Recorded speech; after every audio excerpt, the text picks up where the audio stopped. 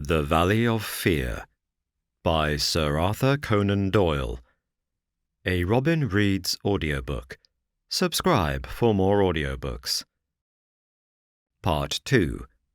The Scowrers. Chapter 1. The Man. It was the 4th of February in the year 1875.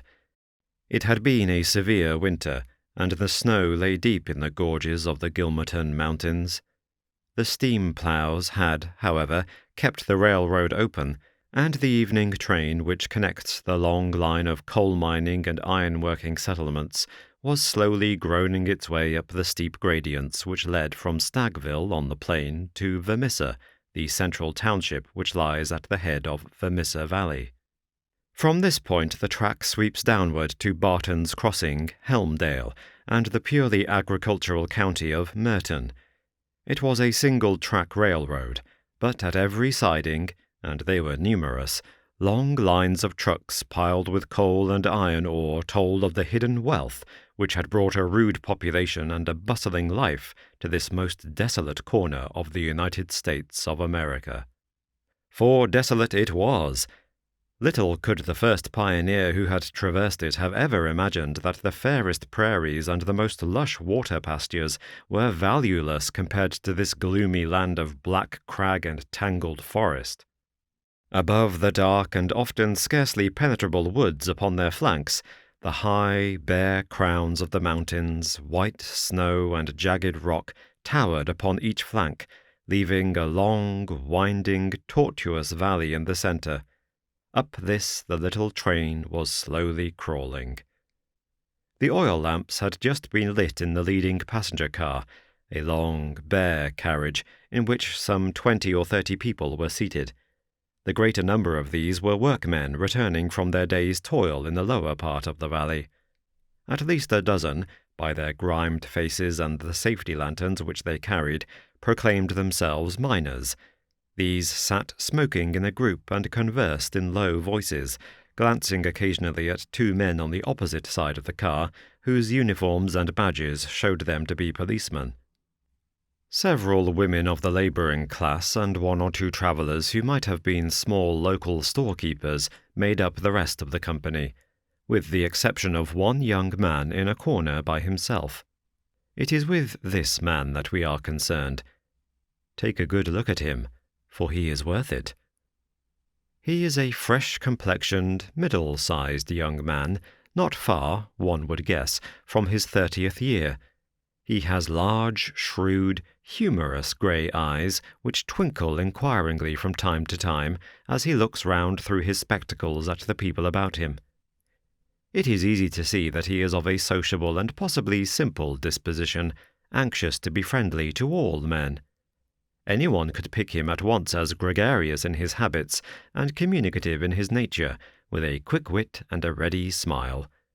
And yet the man who studied him more closely might discern a certain firmness of jaw and grim tightness about the lips, which would warn him that there were depths beyond, and that this pleasant, brown-haired young Irishman might conceivably leave his mark for good or evil upon any society to which he was introduced. Having made one or two tentative remarks to the nearest miner, and receiving only short, gruff replies, the traveller resigned himself to uncongenial silence, staring moodily out of the window at the fading landscape. It was not a cheering prospect. Through the growing gloom there pulsed the red glow of the furnaces on the sides of the hills. Great heaps of slag and dumps of cinders loomed up on each side, with the high shafts of the collieries towering above them. Huddled groups of mean, wooden houses, the windows of which were beginning to outline themselves in light, were scattered here and there along the line, and the frequent halting places were crowded with their swarthy inhabitants. The iron and coal valleys of the Vermissa district were no resorts for the leisured or the cultured. Everywhere there were stern signs of the crudest battle of life, the rude work to be done, and the rude, strong workers who did it.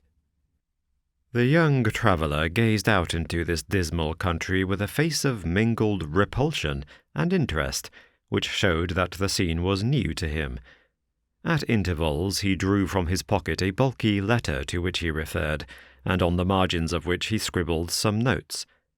Once, from the back of his waist, he produced something which one would hardly have expected to find in the possession of so mild-mannered a man.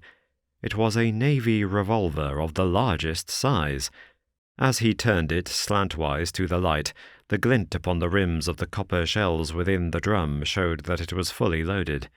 He quickly restored it to his secret pocket, but not before it had been observed by a working man who had seated himself upon the adjoining bench. "Hello, mate," said he. "You seem heeled and ready." The young man smiled with an air of embarrassment. "Yes," said he. "We need them sometimes in the place I come from." "And where may that be?" "I'm last from Chicago." "A stranger in these parts?" "Yes." "You may find you need it here," said the workman. "Ah, is that so?" The young man seemed interested. "Have you heard nothing of doings hereabouts?" "Nothing out of the way." "Why, I thought the country was full of it. You'll hear quick enough. What made you come here?" "I heard there was always work for a willing man." "Are you a member of the union?" "Sure." "Then you'll get your job, I guess. Have you any friends?" "Not yet, but I have the means of making them." "How's that, then?" "I am one of the eminent order of freemen. There's no town without a lodge, and where there is a lodge I'll find my friends." The remark had a singular effect upon his companion. He glanced round suspiciously at the others in the car. The miners were still whispering among themselves. The 2 police officers were dozing. He came across, seated himself close to the young traveller, and held out his hand. "Put it there," he said. A hand grip passed between the two. "I see you speak the truth," said the workman. "But it's well to make certain." He raised his right hand to his right eyebrow. The traveller at once raised his left hand to his left eyebrow. "Dark nights are unpleasant," said the workman. "Yes, for strangers to travel," the other answered. "That's good enough. I'm Brother Scanlon, Lodge 341, Vermissa Valley. Glad to see you in these parts." "Thank you. I'm Brother John McMurdo, Lodge 29, Chicago. Bodymaster J.H. Scott. But I am in luck to meet a brother so early." "Well, there are plenty of us about. You won't find the order more flourishing anywhere in the States than right here in Vermissa Valley. But we could do with some lads like you. I can't understand a spry man of the Union finding no work to do in Chicago." "I found plenty of work to do," said McMurdo. "Then why did you leave?" McMurdo nodded towards the policeman and smiled. "I guess those chaps would be glad to know," he said. Scanlon groaned sympathetically. "In trouble?" he asked in a whisper. "Deep." "A penitentiary job?" "And the rest." "Not a killing?" "It's early days to talk of such things," said McMurdo with the air of a man who had been surprised into saying more than he intended. "I've my own good reasons for leaving Chicago, and let that be enough for you. Who are you that you should take it on yourself to ask such things?" His grey eyes gleamed with sudden and dangerous anger from behind his glasses. "All right, mate, no offence meant. The boys will think none the worse of you, whatever you may have done. Where are you bound for now?" "Vermissa." "That's the 3rd halt down the line. Where are you staying?" McMurdo took out an envelope and held it close to the murky oil lamp. "Here's the address. Jacob Shafter, Sheridan Street. It's a boarding house that was recommended by a man I knew in Chicago." "Well, I don't know it, but Vermissa is out of my beat. I live at Hobson's Patch, and that's here where we are drawing up. But say, there's one bit of advice I'll give you before we part. If you're in trouble in Vermissa, go straight to the Union House and see Boss McGinty. He is the Bodymaster of Vermissa Lodge, and nothing can happen in these parts unless Black Jack McGinty wants it. So long, mate. Maybe we'll meet in Lodge one of these evenings. But mind my words, if you are in trouble, go to Boss McGinty." Scanlan descended, and McMurdo was left once again to his thoughts. Night had now fallen, and the flames of the frequent furnaces were roaring and leaping in the darkness. Against their lurid background, dark figures were bending and straining, twisting and turning, with the motion of winch or of windlass, to the rhythm of an eternal clank and roar. "I guess hell must look something like that," said a voice. McMurdo turned and saw that one of the policemen had shifted in his seat and was staring out into the fiery waste. "For that matter," said the other policeman, "I allow that hell must be something like that. If there are worse devils down yonder than some we could name, it's more than I'd expect. I guess you are new to this part, young man?" "Well, what if I am?" McMurdo answered in a surly voice. "Just this, mister, that I should advise you to be careful in choosing your friends. I don't think I'd begin with Mike Scanlan or his gang if I were you." "What the hell is it to you who are my friends?" roared McMurdo in a voice which brought every head in the carriage round to witness the altercation. "Did I ask you for your advice, or did you think me such a sucker that I couldn't move without it? You speak when you are spoken to, and by the Lord you'll have to wait a long time if it was me." He thrust out his face and grinned at the patrolman like a snarling dog. The two policemen, heavy, good-natured men, were taken aback by the extraordinary vehemence with which their friendly advances had been rejected. "No offence, stranger," said one. "It was a warning for your own good, seeing that you are, by your own showing, new to the place." "I'm new to the place, but I'm not new to you and your kind," cried McMurdo in cold fury. "I guess you're the same in all places, shoving your advice in when nobody asks for it." "Maybe we'll see more of you before very long," said one of the patrolmen with a grin. "You're a real hand-picked one, if I'm a judge." "I was thinking the same," remarked the other. "I guess we may meet again." "I'm not afraid of you, and don't you think it," cried McMurdo. "My name's Jack McMurdo, see? If you want me, you'll find me at Jacob Shafter's on Sheridan Street, Vermissa, so I'm not hiding from you, am I? Day or night I dare to look the like of you in the face.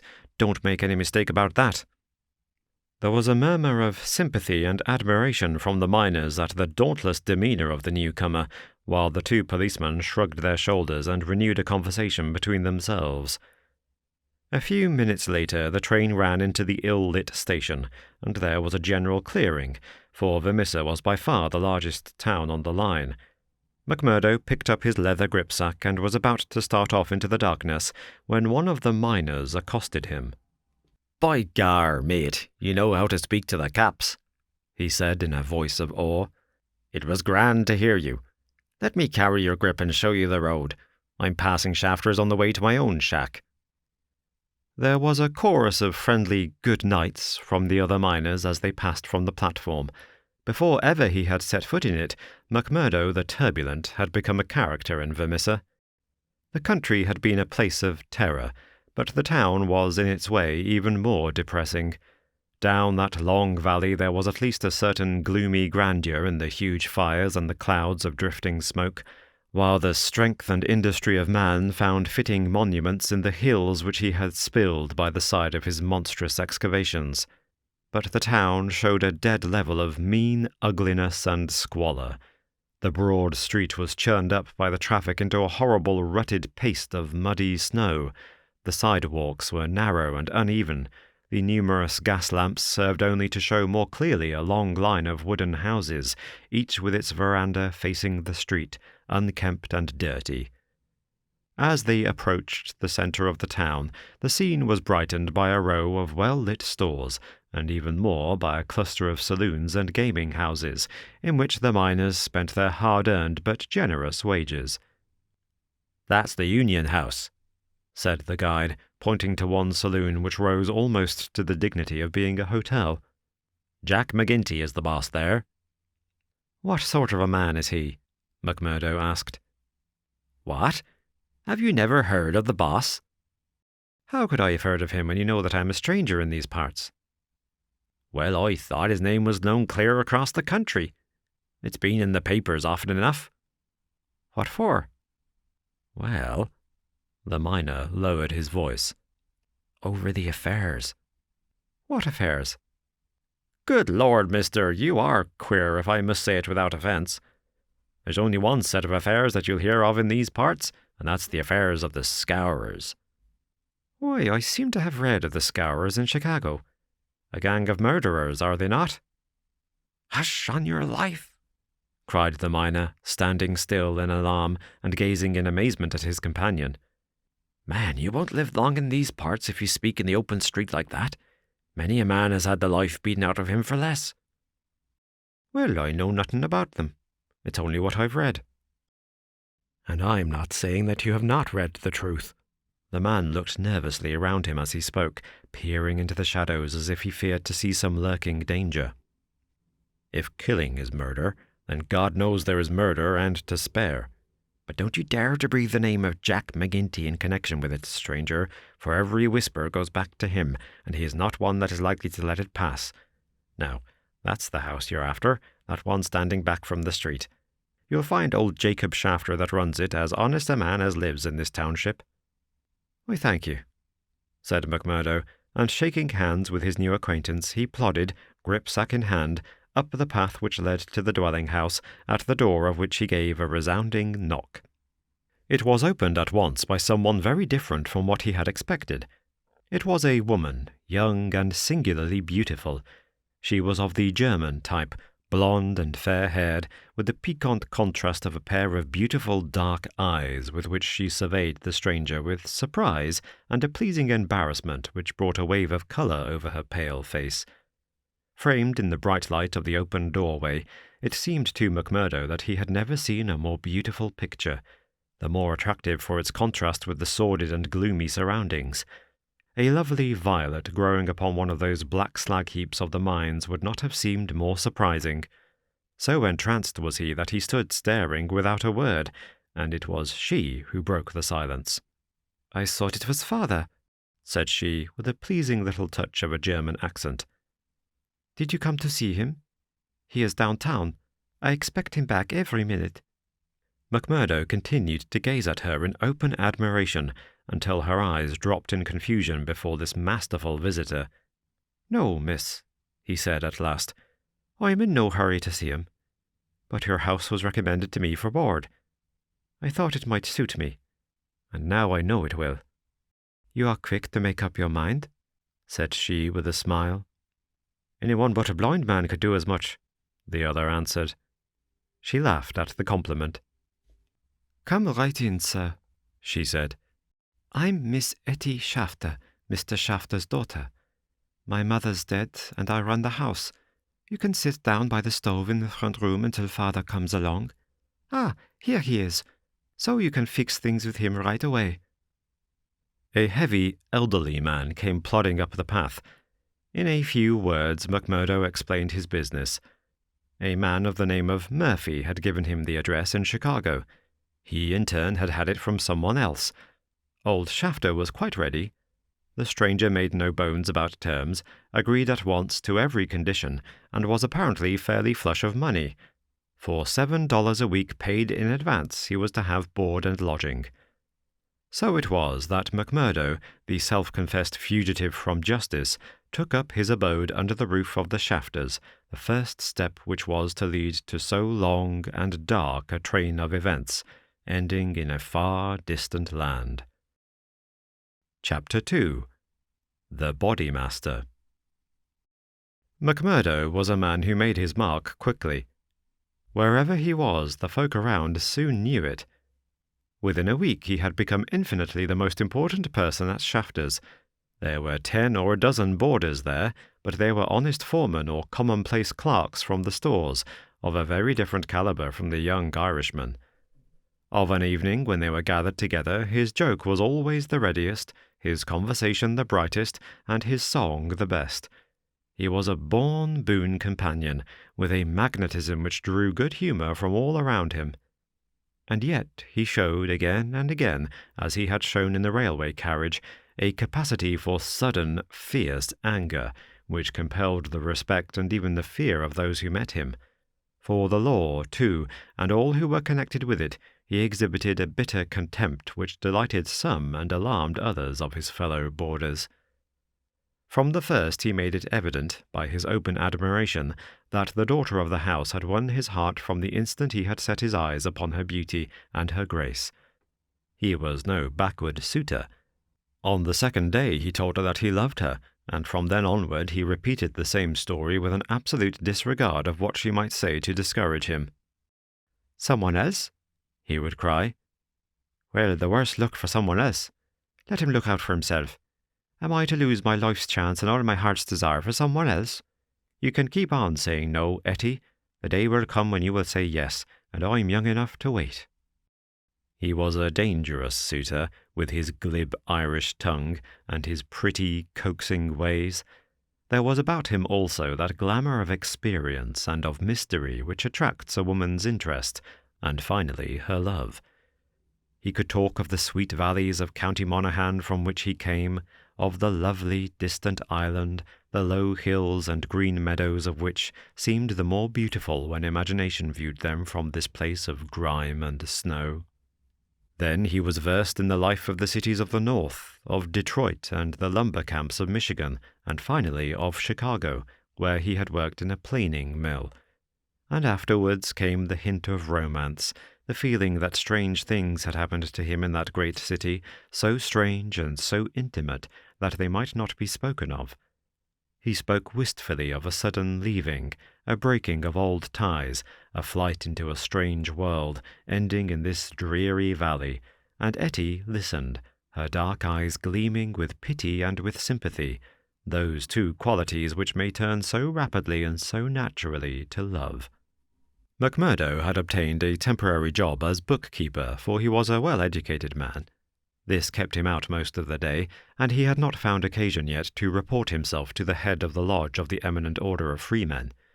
He was reminded of his omission, however, by a visit one evening from Mike Scanlon, the fellow member whom he had met on the train. Scanlon, the small, sharp-faced, nervous, black-eyed man, seemed glad to see him once more.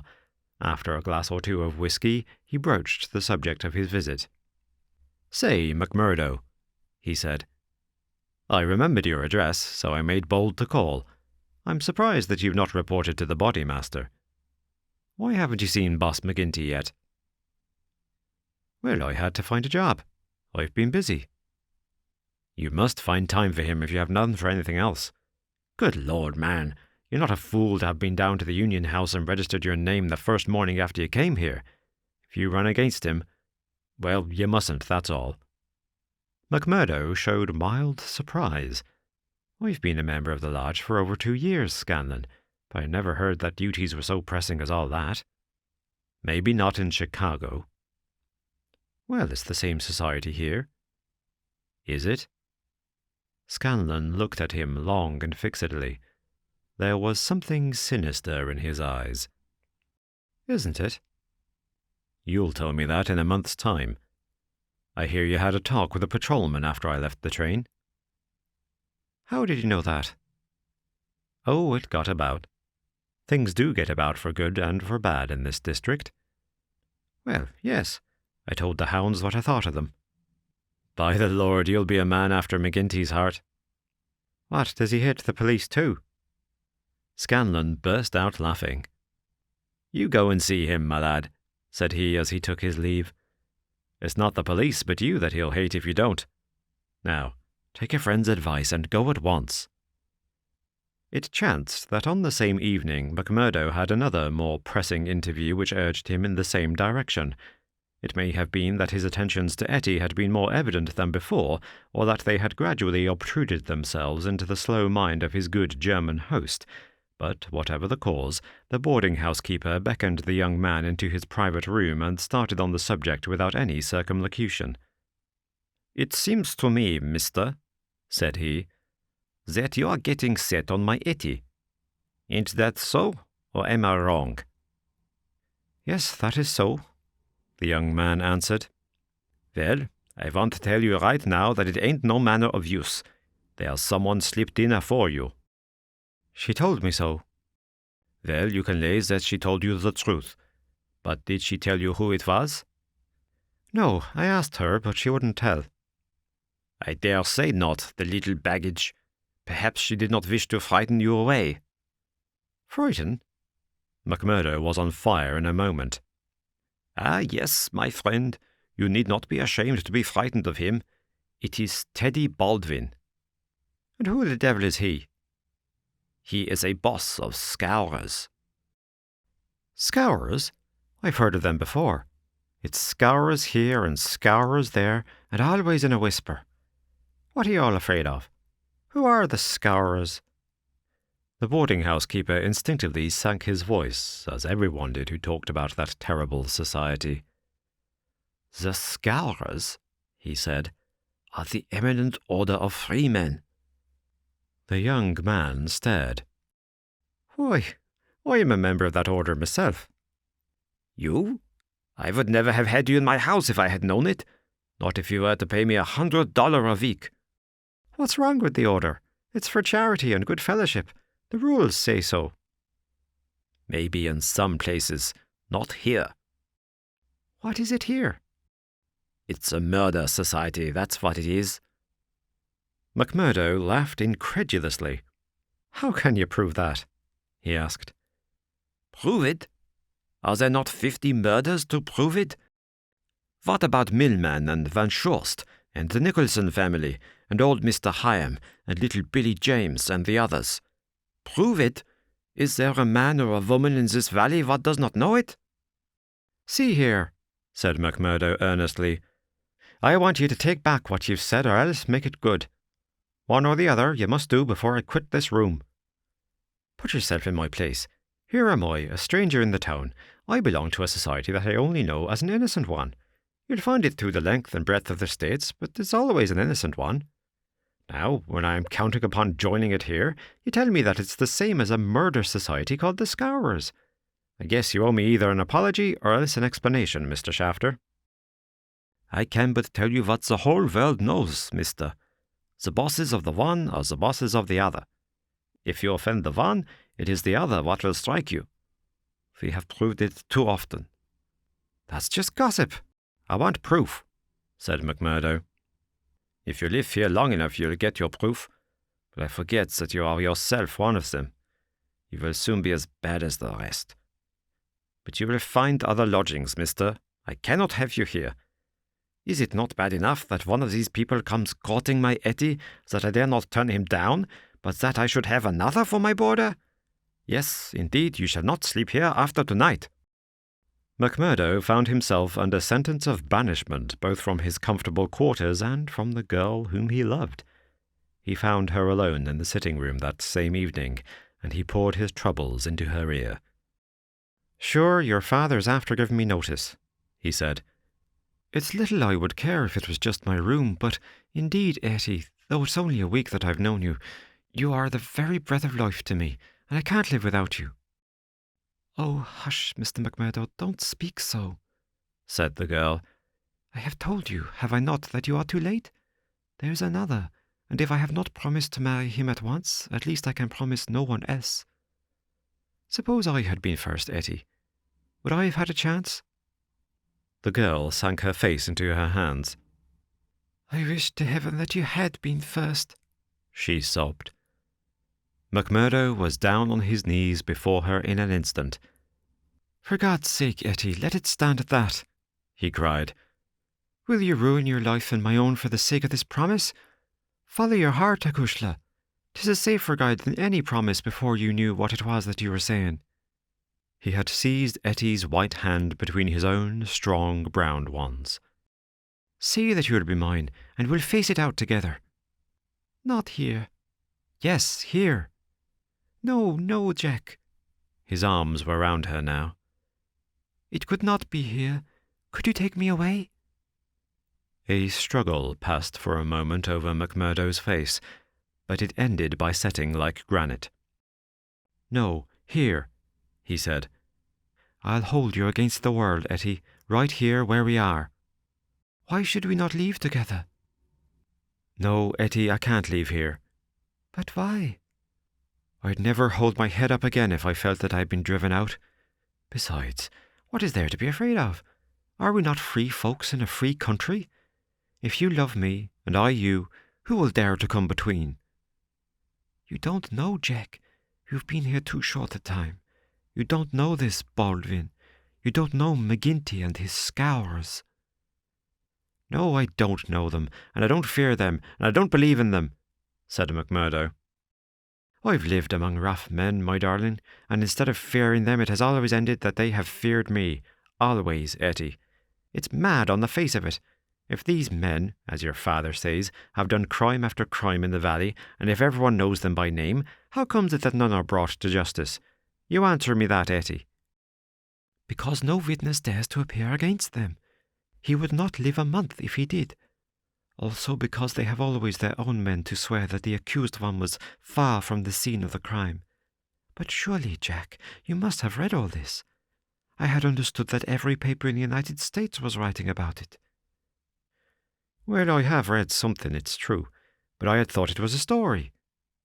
Maybe these men have some reason in what they do. Maybe they are wronged and have no other way to help themselves. Oh, Jack, don't let me hear you speak so. That is how he speaks, the other one. Baldwin, he speaks like that, does he? And that is why I loathe him so. Oh, Jack, now I can tell you the truth. I loathe him with all my heart, but I fear him also. I fear him for myself, but above all I fear him for father. I know that some great sorrow would come upon us if I dared to say what I really felt. That is why I have put him off with half-promises. It was in real truth our only hope. But if you would fly with me, Jack, we could take father with us and live forever far from the power of these wicked men. Again there was the struggle upon McMurdo's face, and again it set like granite.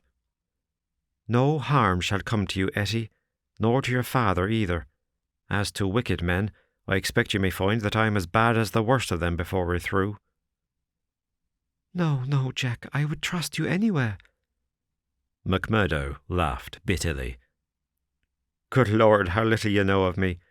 Your innocent soul, my darling, could not even guess what is passing in mine. But, hullo, who's the visitor? The door had opened suddenly, and a young fellow came swaggering in with the air of one who is the master. He was a handsome, dashing young man of about the same age and build as McMurdo himself. Under his broad-brimmed black felt hat, which he had not troubled to remove, a handsome face with fierce, domineering eyes and a curved hawk bill of a nose looked savagely at the pair who sat by the stove. Etty had jumped to her feet full of confusion and alarm. "I am glad to see you, Mr. Baldwin," said she. "You're earlier than I had thought. Come and sit down." Baldwin stood with his hands on his hips, looking at McMurdo. "Who is this?" he asked curtly. "It's a friend of mine, Mr. Baldwin, a new boarder here. Mr. McMurdo, may I introduce you to Mr. Baldwin?" The young men nodded in surly fashion to each other. "Maybe Miss Etty has told you how it is with us?" said Baldwin. "I didn't understand that there was any relation between you." "Didn't you? Well, you can understand it now. You can take it from me that this young lady is mine, and you'll find it a very fine evening for a walk." "Thank you. I am in no humour for a walk." "Aren't you?" The man's savage eyes were blazing with anger. "Maybe you are in humour for a fight, Mr. Boarder." "That I am," cried McMurdo, springing to his feet. "You never said a more welcome word." "For God's sake, Jack, oh, for God's sake," cried poor, distracted Etty. "Oh, Jack, Jack, he will hurt you." "Oh, it's Jack, is it?" said Baldwin with an oath. "You've come to that already, have you?" "Oh, Ted, be reasonable, be kind. For my sake, Ted, if you ever loved me, be big-hearted and forgiving." "I think, Etty, that if you were to leave us alone we could get this thing settled," said McMurdo quietly. "Or maybe, Mr. Baldwin, you'll take a turn down the street with me. It's a fine evening, and there's some open ground beyond the next block." "I'll get even with you without needing to dirty my hands," said his enemy. "You'll wish you had never set foot in this house before I'm through with you." No time like the present, cried McMurdo. I'll choose my own time, mister. You can leave the time to me. See here. He suddenly rolled up his sleeve and showed upon his forearm a peculiar sign which appeared to have been branded there. It was a circle with a triangle within it. Do you know what this means? I neither know nor care. Well, you will know, I'll promise you that. You won't be much older, either. Perhaps Miss Etty can tell you something about it. As to you, Etty, you'll come back to me on your knees. Do you hear, girl? On your knees. And then I'll tell you what your punishment may be. You sowed, and by the Lord I'll see that you reap. He glanced at them both in fury. Then he turned upon his heel, and an instant later the outer door had banged behind him. For a few moments McMurdo and the girl stood in silence. Then she threw her arms around him. "Oh, Jack, how brave you were! But it is no use. You must fly. Tonight, Jack, tonight. It's your only hope. He will have your life. I read it in his horrible eyes. What chance have you against a dozen of them, with Boss McGinty and all the power of the lodge behind them?" McMurdo disengaged her hands, kissed her, and gently pushed her back into a chair. "There, acushla, there. Don't be disturbed or fear for me. I'm a free man myself. I'm after telling your father about it. Maybe I am no better than the others, so don't make a saint of me. Perhaps you hate me too, now that I've told you as much." "Hate you, Jack? While life lasts, I could never do that. I've heard that there is no harm in being a free man anywhere but here, so why should I think the worse of you for that? But if you are a free man, Jack, why should you not go down and make a friend of Boss McGinty? Oh, hurry, Jack, hurry! Get your word in first, or the hounds will be on your trail." "I was thinking the same thing," said McMurdo. "I'll go right now and fix it. You can tell your father that I'll sleep here tonight and find some other quarters in the morning." The bar of McGinty's saloon was crowded as usual, for it was the favourite loafing place of all the rougher elements of the town.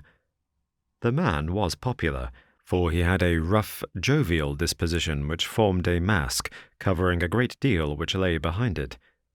But apart from his popularity, the fear in which he was held throughout the township, and indeed down the whole 30 miles of the valley and past the mountains on each side of it, was enough in itself to fill his bar, for none could afford to neglect his good will.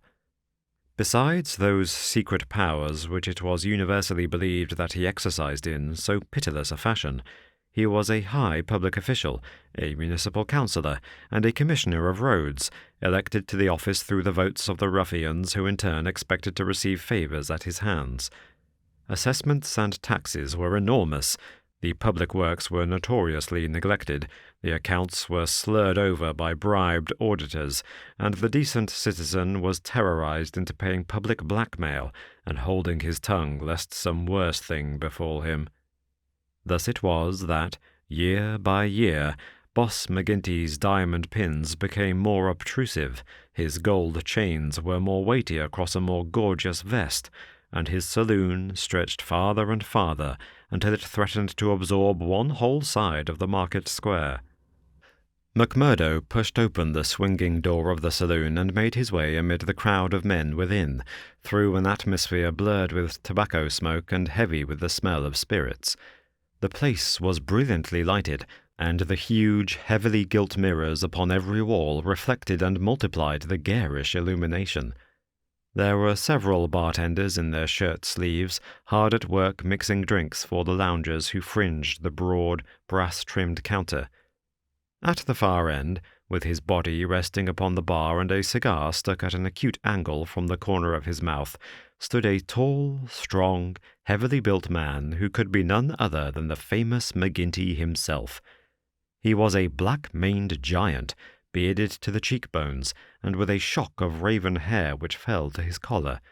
His complexion was as swarthy as that of an Italian, and his eyes were of a strange dead black, which, combined with a slight squint, gave them a particularly sinister appearance.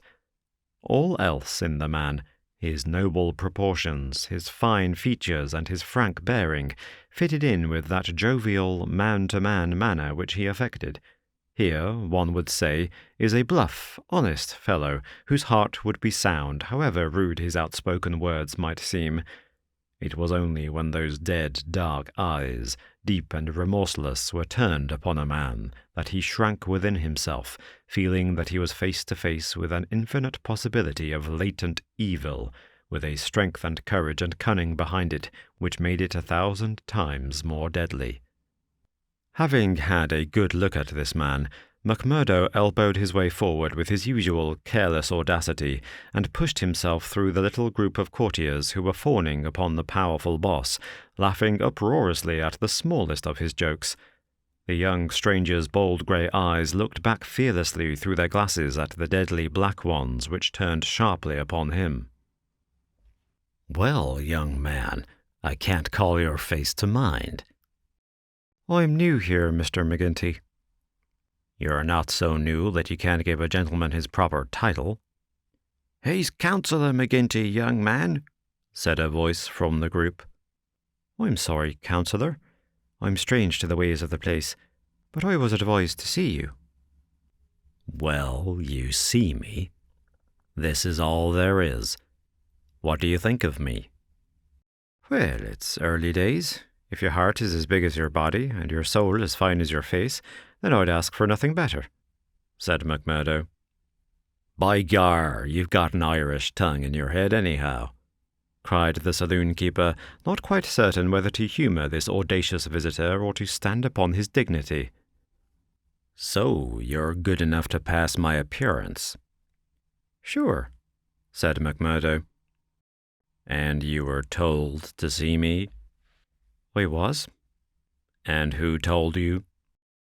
"Brother Scanlon of Lodge 341, Vermissa. I drink your health, Councillor, and to our better acquaintance." He raised the glass with which he had been served to his lips and elevated his little finger as he drank it. McGinty, who had been watching him narrowly, raised his thick black eyebrows. "Oh, it's like that, is it?" said he. "I'll have to look a bit closer into this, Mr. McMurdo." "A bit closer, Mr. McMurdo, for we don't take folk on trust in these parts, nor believe all we're told either. Come in here for a moment, behind the bar." There was a small room there, lined with barrels. McGinty carefully closed the door and then seated himself on one of them, biting thoughtfully on his cigar and surveying his companion with those disquieting eyes. For a couple of minutes he sat in complete silence.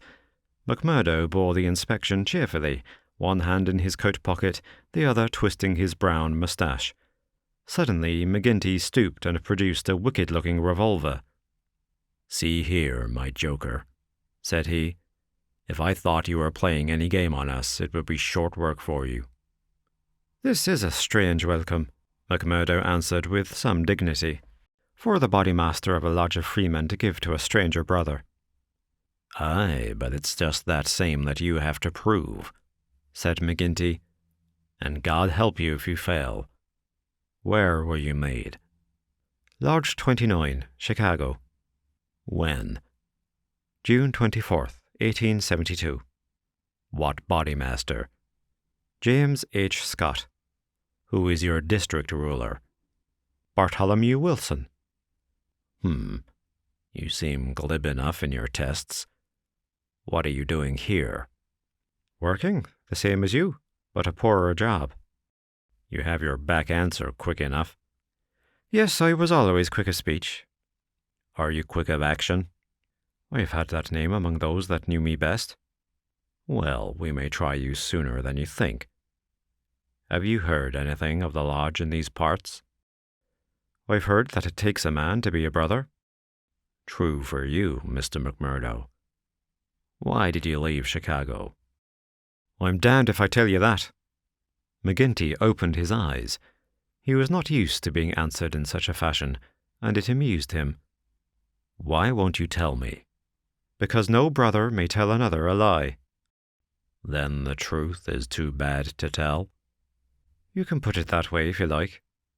"See here, mister, you can't expect me as Bodymaster to pass into the lodge a man for whose past he can't answer." McMurdo looked puzzled. Then he took a worn newspaper cutting from an inner pocket. "You wouldn't squeal on a fellow?" said he. "I'll wipe my hand across your face if you say such words to me," cried McGinty hotly. "You're right, counsellor," said McMurdo meekly. "I should apologise. I spoke without thought. Well, I know that I am safe in your hands. Look at that clipping." McGinty glanced his eyes over the account of the shooting of one Jonas Pinto in the Lake Saloon, Market Street, Chicago, in the New Year week of 1874. "Your work?" he asked as he handed back the paper. McMurdo nodded. "Why did you shoot him?" "I was helping Uncle Sam to make dollars. Maybe mine were not as good gold as his, but they looked as well and were cheaper to make. This man Pinto helped me to shove the queer." "To do what?" "Well, it means to pass the dollars out into circulation. Then he said he would split. Maybe he did split. I didn't wait to see. I just killed him and lighted out for the coal country." "Why the coal country?" "'Cause I'd read in the papers that they weren't too particular in those parts."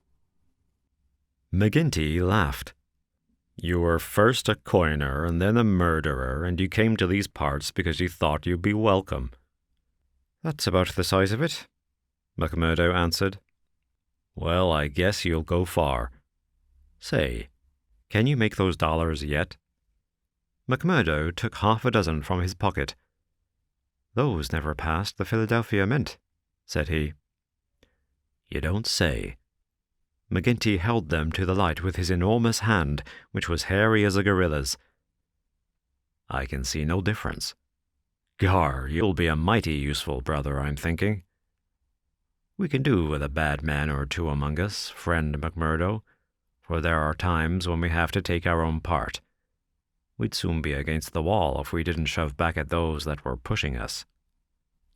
"Well, I guess I'll do my share of shoving with the rest of the boys." "You seem to have a good nerve. You didn't squirm when I shoved this gun at you."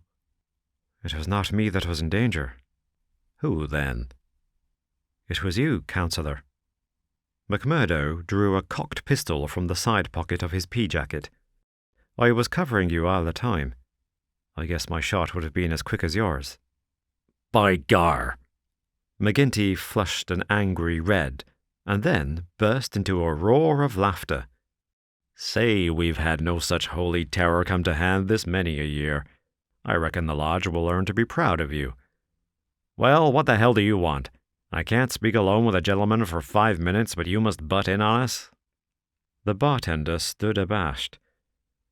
"I'm sorry, counsellor, but it's Ted Baldwin. He says he must see you this very minute." The message was unnecessary, for the set, cruel face of the man himself was looking over the servant's shoulder. He pushed the bartender out and closed the door on him. "So," said he with a furious glance at McMurdo, "you got here first, did you? I've a word to say to you, counsellor, about this man." "Then say it here and now before my face," cried McMurdo. "I'll say it at my own time in my own way." "Tut, tut," said McGinty, getting off his barrel. "This will never do. We have a new brother here, Baldwin, and it's not for us to greet him in such a fashion. Hold out your hand, man, and make it up." "Never," cried Baldwin in a fury. "I've offered to fight him if he thinks I have wronged him," said McMurdo. "I'll fight him with fists, or if that won't satisfy him, I'll fight him any other way he chooses. Now I'll leave it to you, counsellor, to judge between us as a Bodymaster should." "What is it, then?" "A young lady. She's free to choose for herself." "Is she?" cried Baldwin. "As between two brothers of the lodge, I would say that she was," said the boss.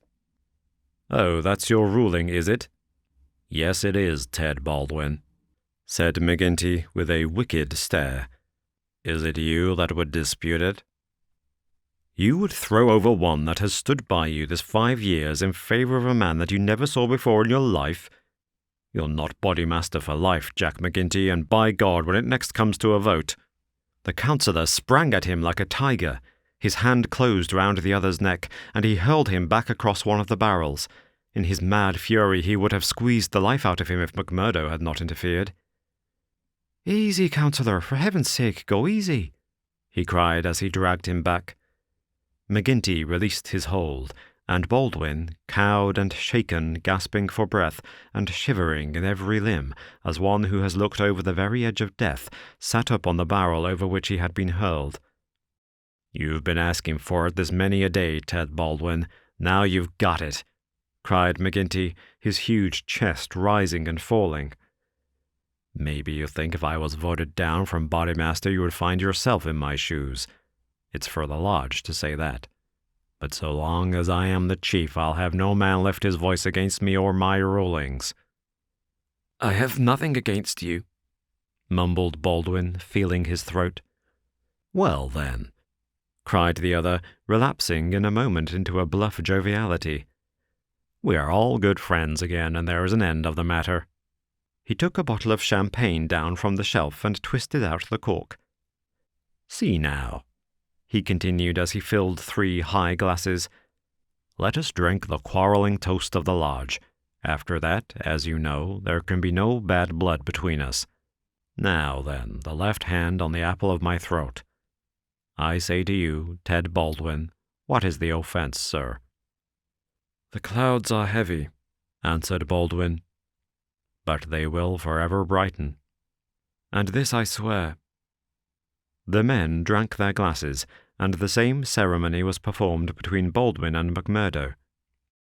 "There," cried McGinty, rubbing his hands. "That's the end of the black blood. You come under lodge discipline if it goes further, and that's a heavy hand in these parts, as Brother Baldwin knows, and as you will damn soon find out, Brother McMurdo, if you ask for trouble." "Faith, I'll be slow to do that," said McMurdo. He held out his hand to Baldwin. "I'm quick to quarrel and quick to forgive. It's my hot Irish blood, they tell me, but it's over for me, and I bear no grudge." Baldwin had to take the proffered hand, for the baleful eye of the terrible boss was upon him, but his sullen face showed how little the words of the other had moved him. McGinty clapped them both on the shoulders. "Tut, these girls, he cried. "To think that the same petticoats should come between 2 of my boys. It's the devil's own luck. Well, it's the colleen inside of them that must settle the question, for it's outside the jurisdiction of a Bodymaster, and the Lord be praised for that. We have enough on us without the women as well. You'll have to be affiliated to Lodge 341, Brother McMurdo. We have our own ways and methods, different from Chicago. Saturday night is our meeting, and if you come then, we'll make you free forever of the Vermissa Valley." Chapter 3. Lodge 341, Vermissa. On the day following the evening which had contained so many exciting events, McMurdo moved his lodgings from old Jacob Shafter's and took up his quarters at the widow McNamara's on the extreme outskirts of the town. Scanlon, his original acquaintance aboard the train, had occasion shortly afterwards to move into Vermissa, and the two lodged together. There was no other boarder, and the hostess was an easy-going old Irish woman who left them to themselves, so that they had a freedom for speech and action welcome to men who had secrets in common. Shafter had relented to the extent of letting McMurdo come to his meals there when he liked, so that his intercourse with Etty was by no means broken. On the contrary, it drew closer and more intimate as the weeks went by. In his bedroom at his new abode, McMurdo felt it safe to take out the coining moulds, and under many a pledge of secrecy a number of brothers from the lodge were allowed to come in and see them, each carrying away in his pocket some examples of the false money, so cunningly struck that there was never the slightest difficulty or danger in passing it. Why, with such a wonderful art at his command, McMurdo should condescend to work at all was a perpetual mystery to his companions, though he made it clear to anyone who asked him that if he lived without any visible means, it would very quickly bring the police upon his track. One policeman was, indeed, after him already, but the incident, as luck would have it, did the adventurer a great deal more good than harm. After the first introduction, there were few evenings when he did not find his way to McGinty's saloon, there to make closer acquaintance with the boys, which was the jovial title by which the dangerous gang who infested the place were known to one another. His dashing manner and fearlessness of speech made him a favourite with them all, while the rapid and scientific way in which he polished off his antagonist in an all-in bar-room scrap earned the respect of that rough community. Another incident, however, raised him even higher in their estimation. Just at the crowded hour one night, the door opened and a man entered with the quiet blue uniform and peaked cap of the mine police. This was a special body raised by the railways and colliery owners to supplement the efforts of the ordinary civil police, who were perfectly helpless in the face of the organized ruffianism which terrorized the district. There was a hush as he entered, and many a curious glance was cast at him, but the relations between policemen and criminals are peculiar in some parts of the States, and McGinty himself, standing behind his counter, showed no surprise when the policeman enrolled himself among his customers. "A straight whisky, for the night is bitter," said the police officer. "I don't think we've met before, councillor." "You'll be the new captain," said McGinty. "That's so. We're looking to you, councillor, and to the other leading citizens to help us in upholding law and order in this township. Captain Marvin is my name." "We'd do better without you, Captain Marvin," said McGinty coldly. "For we have our own police of the township, and no need for any imported goods. What are you but the paid tool of the capitalists, hired by them to club or shoot your poorer fellow citizen?" Well, we won't argue about that," said the police officer good-humouredly. "I expect we all do our duty, same as we see it, but we can't all see it the same." He had drunk off his glass and had turned to go, when his eyes fell upon the face of Jack McMurdo, who was scowling at his elbow. "Hello, hello," he cried, looking him up and down. "Here's an old acquaintance." McMurdo shrank away from him. "I was never a friend to you nor any other cursed copper in my life," said he. "An acquaintance isn't always a friend," said the police captain, grinning. "You're Jack McMurdo of Chicago, right enough, and don't you deny it." McMurdo shrugged his shoulders. "I'm not denying it," said he. "Do you think I'm ashamed of my own name?" "You've got good cause to be, anyhow." "What the devil do you mean by that?" He roared with his fists clenched. No, Jack, bluster won't do with me. I was an officer in Chicago before I ever came to this darned coal bunker, and I know a Chicago crook when I see one." McMurdo's face fell. "Don't tell me that you're Marvin of the Chicago Central," he cried. "Just the same old Teddy Marvin at your service. We haven't forgotten the shooting of Jonas Pinto up there." "I never shot him." "Did you not? That's good impartial evidence, ain't it? Well, his death came in uncommon handy for you, or they would have had you for shoving the queer. Well, we can let that be bygones, for between you and me, and perhaps I'm going further than my duty in saying it, they could get no clear case against you, and Chicago's open to you tomorrow." "I'm very well where I am." "Well, I've given you the pointer, and you're a sulky dog not to thank me for it." "Well, I suppose you mean well, and I do thank you," said McMurdo in no very gracious manner. "It's mum with me so long as I see you living on the straight," said the captain. "But by the Lord, if you get off after this, it's another story. So good night to you, and good night, councillor." He left the bar-room, but not before he had created a local hero. McMurdo's deeds in far Chicago had been whispered before. He had put off all questions with a smile, as one who did not wish to have greatness thrust upon him. But now the thing was officially confirmed. The bar loafers crowded round him and shook him heartily by the hand. He was free of the community from that time on. He could drink hard and show little trace of it, but that evening, had his mate Scanlon not been at hand to lead him home, the feted hero would surely have spent his night under the bar. On a Saturday night, McMurdo was introduced to the lodge. He had thought to pass in without ceremony as being an initiate of Chicago, but there were particular rites in Vermissa of which they were proud, and these had to be undergone by every postulant. The assembly met in a large room reserved for such purposes at the Union House. Some 60 members assembled at Vermissa, but that by no means represented the full strength of the organization, for there were several other lodges in the valley and others across the mountains on each side, who exchanged members when any serious business was afoot, so that a crime might be done by men who were strangers to the locality.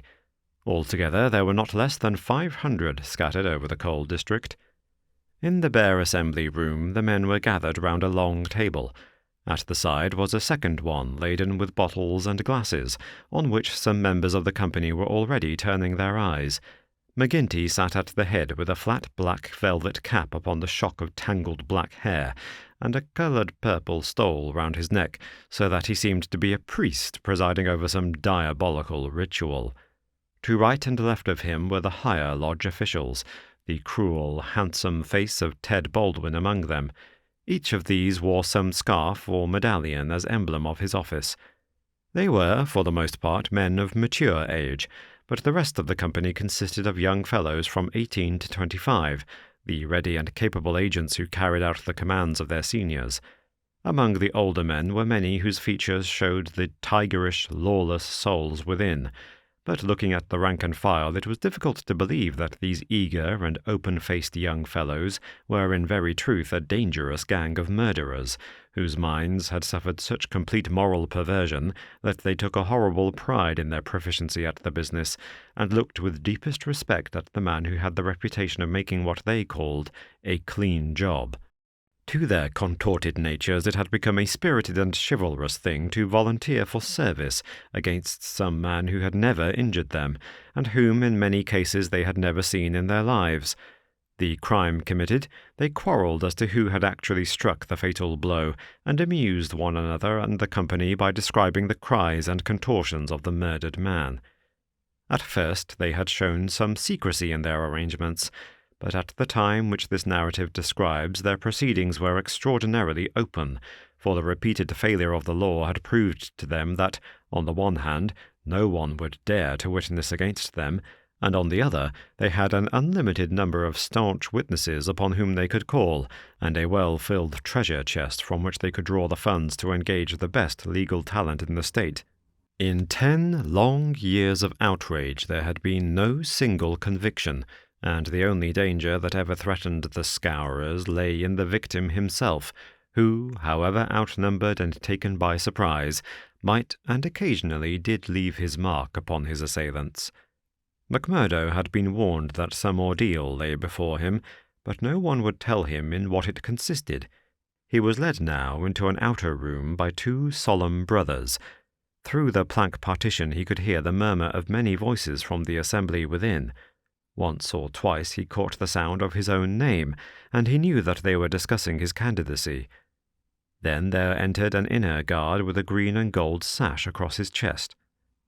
"The Bodymaster orders that he shall be trussed, blinded, and entered," said he.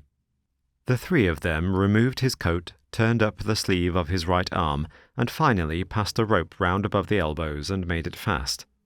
They next placed a thick black cap right over his head and the upper part of his face, so that he could see nothing.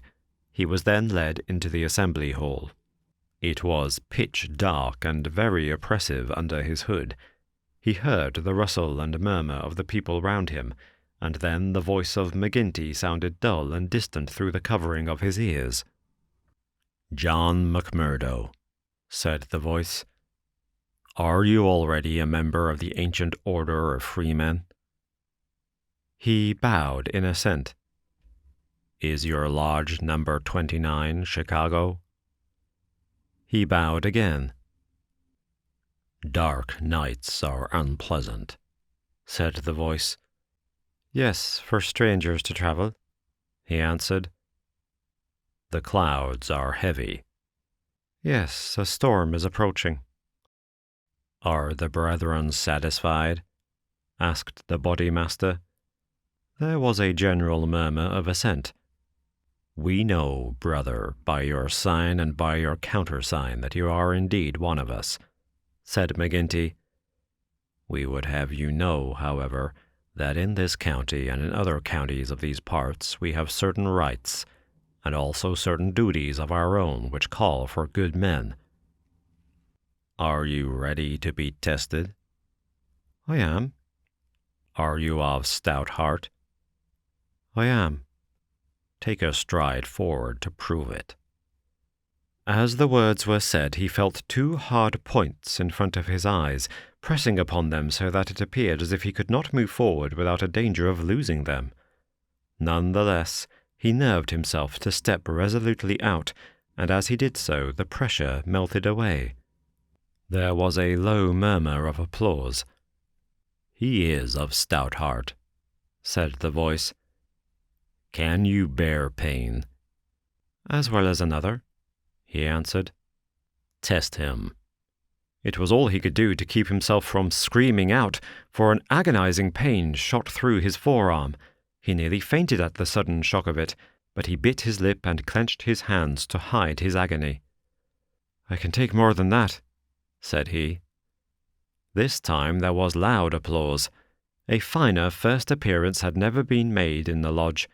Hands clapped him on the back, and the hood was plucked from his head. He stood blinking and smiling amid the congratulations of the brothers. "One last word, Brother McMurdo," said McGinty. "You have already sworn the oath of secrecy and fidelity, and you are aware that the punishment for any breach of it is an instant and inevitable death." "I am," said McMurdo.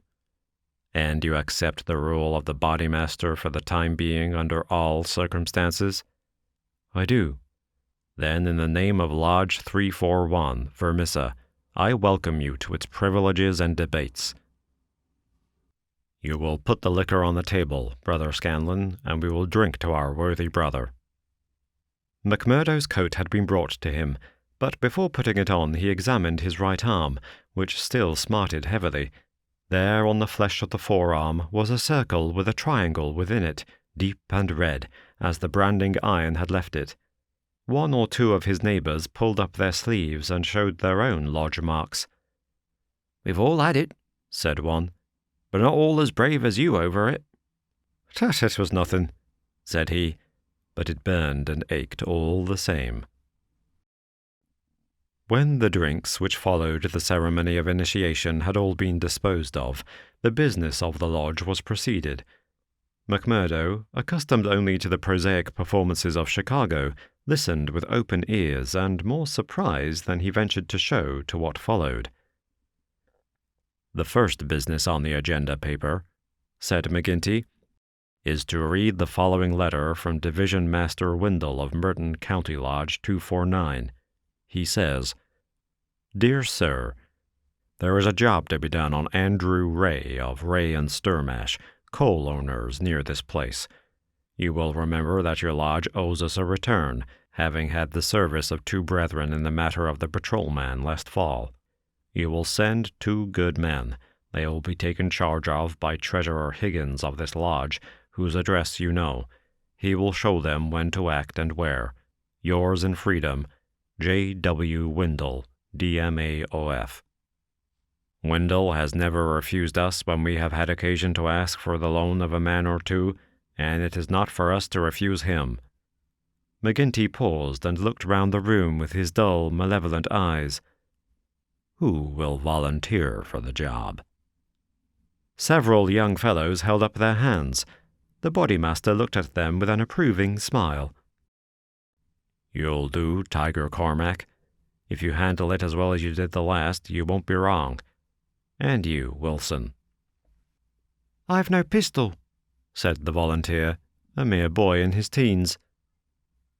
"It's your first, is it not? Well, you have to be blooded sometime. It will be a great start for you. As to the pistol, you'll find it waiting for you, or I'm mistaken. If you report yourselves on Monday, it'll be time enough. You'll get a great welcome when you return."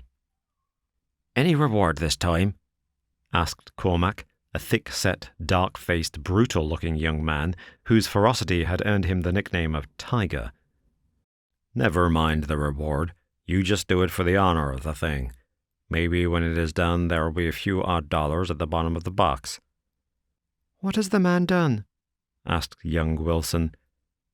Sure, it's not for the likes of you to ask what the man has done. He has been judged over there. That's no business of ours. All we have to do is carry it out for them, same as they would for us. Speaking of that, 2 brothers from the Merton Lodge are coming over to us next week to do some business in this quarter. Who are they? Asked someone. Faith, it is wiser not to ask. If you know nothing, you can testify nothing, and no trouble can come of it. But there are men who will make a clean job when they are about it. And time too, cried Ted Baldwin. Folk are getting out of hand in these parts. It was only last week that 3 of our men were turned off by Foreman Blaker. It's been owing him a long time, and he'll get it full and proper. Get what? McMurdo whispered to his neighbour. The business end of a buckshot cartridge, cried the man with a loud laugh. What do you think of our ways, brother? McMurdo's criminal soul seemed to have already absorbed the spirit of the vile association of which he was now a member. I like it well, said he. 'Tis a proper place for a lad of metal. Several of those who sat around heard his words and applauded them. What's that? Cried the black-maned Bodymaster from the end of the table. 'Tis our new brother, sir. He finds our ways to his taste. McMurdo rose to his feet for an instant. I would say, eminent Bodymaster, that if a man should be wanted, I should take it as an honour to be chosen to help the lodge. There was great applause at this. It was felt that a new sun was pushing its rim above the horizon. To some of the elders it seemed that the progress was a little too rapid. I would move, said the secretary, Harroway, a vulture-faced old greybeard who sat near the chairman, that Brother McMurdo should wait until it is the good pleasure of the lodge to employ him. Sure, that was what I meant. I'm in your hands, said McMurdo. Your time will come, brother, said the chairman. We have marked you down as a willing man, and we believe that you will do good work in these parts. There is a small matter tonight in which you may take a hand, if it so please you. I would wait for something that is worthwhile. You can come tonight anyhow, and it will help you to know what we stand for in this community. I will make the announcement later. Meanwhile, he glanced at his agenda paper. I have 1 or 2 more points to bring before the meeting. First of all, I will ask the treasurer as to our bank balance. There is the pension to Jim Carnaway's widow. He was struck down doing the work of the lodge, and it is for us to see that she is not the loser. Jim was shot last month when they tried to kill Chester Wilcox of Marley Creek, McMurdo's neighbour informed him. The funds are good at the moment, said the treasurer, with the bank book in front of him. The firms have been generous of late. Max Linder and Company paid $500 to be left alone. Walker Brothers sent in $100, but I took it on myself to return it and ask for $5. If I do not hear by Wednesday, their winding gear may get out of order. We had to burn their breaker last year before they became reasonable. Then the West Section Coaling Company has paid its annual contribution. We have enough on hand to meet any obligations. What about Archie Swindon? Asked a brother. He has sold out and left the district. The old devil left a note for us to say that he had rather be a free crossing sweeper in New York than a large mine owner under the power of a ring of blackmailers. By gar, it was as well that he made a break for it before the note reached us. I guess he won't show his face in this valley again. An elderly, clean-shaved man with a kindly face and a good brow rose from the end of the table which faced the chairman. Mr. Treasurer, he asked, may I ask who has bought the property of this man that we have driven out of the district? Yes, Brother Morris. It has been bought by the State and Merton County Railroad Company. And who bought the mines of Todman and of Lee that came into the market in the same way last year? The same company, Brother Morris. And who bought the ironworks of Manson and of Schumann and of Van Dare and of Atwood, which have all been given up of late? They were all bought by the West Gilmerton General Mining Company. I don't see, Brother Morris, said the chairman, that it matters to us who buys them, since they can't carry them out of the district. With all respect to you, eminent Bodymaster, I think it may matter very much to us. This process has been going on now for 10 long years. We are gradually driving all the small men out of trade. What is the result? We find in their places great companies like the railroad or the General Iron, who have their directors in New York or Philadelphia and care nothing for our threats. We can take it out of their local bosses, but it only means that others will be sent in their stead, and we are making it dangerous for ourselves. The small men could not harm us. They had not the money nor the power. So long as we did not squeeze them too dry, they would stay on under our power. But if these big companies find that we stand between them and their profits, they will spare no pains and no expense to hunt us down and bring us to court." There was a hush at these ominous words, and every face darkened as gloomy looks were exchanged. So omnipotent and unchallenged had they been that the very thought that there was a possible retribution in the background had been banished from their minds, and yet the idea struck a chill to the most reckless of them. "It is my advice," the speaker continued, "that we go easier upon the small men. On the day that they have all been driven out, the power of this society will have been broken." Unwelcome truths are not popular. There were angry cries as the speaker resumed his seat. McGinty rose with gloom upon his brow. "Brother Morris," said he, "you were always a croaker. So long as the members of this lodge stand together, there is no power in the United States that can touch them. Sure, have we not tried it often enough in the law courts? I suspect the big companies will find it easier to pay than to fight, same as the little companies do. And now, brethren—" McGinty took off his black velvet cap and his stole as he spoke. "This lodge has finished its business for the evening, save for one small matter which may be mentioned when we are parting. The time has now come for fraternal refreshment and for harmony." Strange indeed is human nature. Here were these men, to whom murder was familiar, who again and again had struck down the father of the family, some man against whom they had no personal feeling, without one thought of compunction or of compassion for his weeping wife or helpless children. And yet the tender or pathetic in music could move them to tears.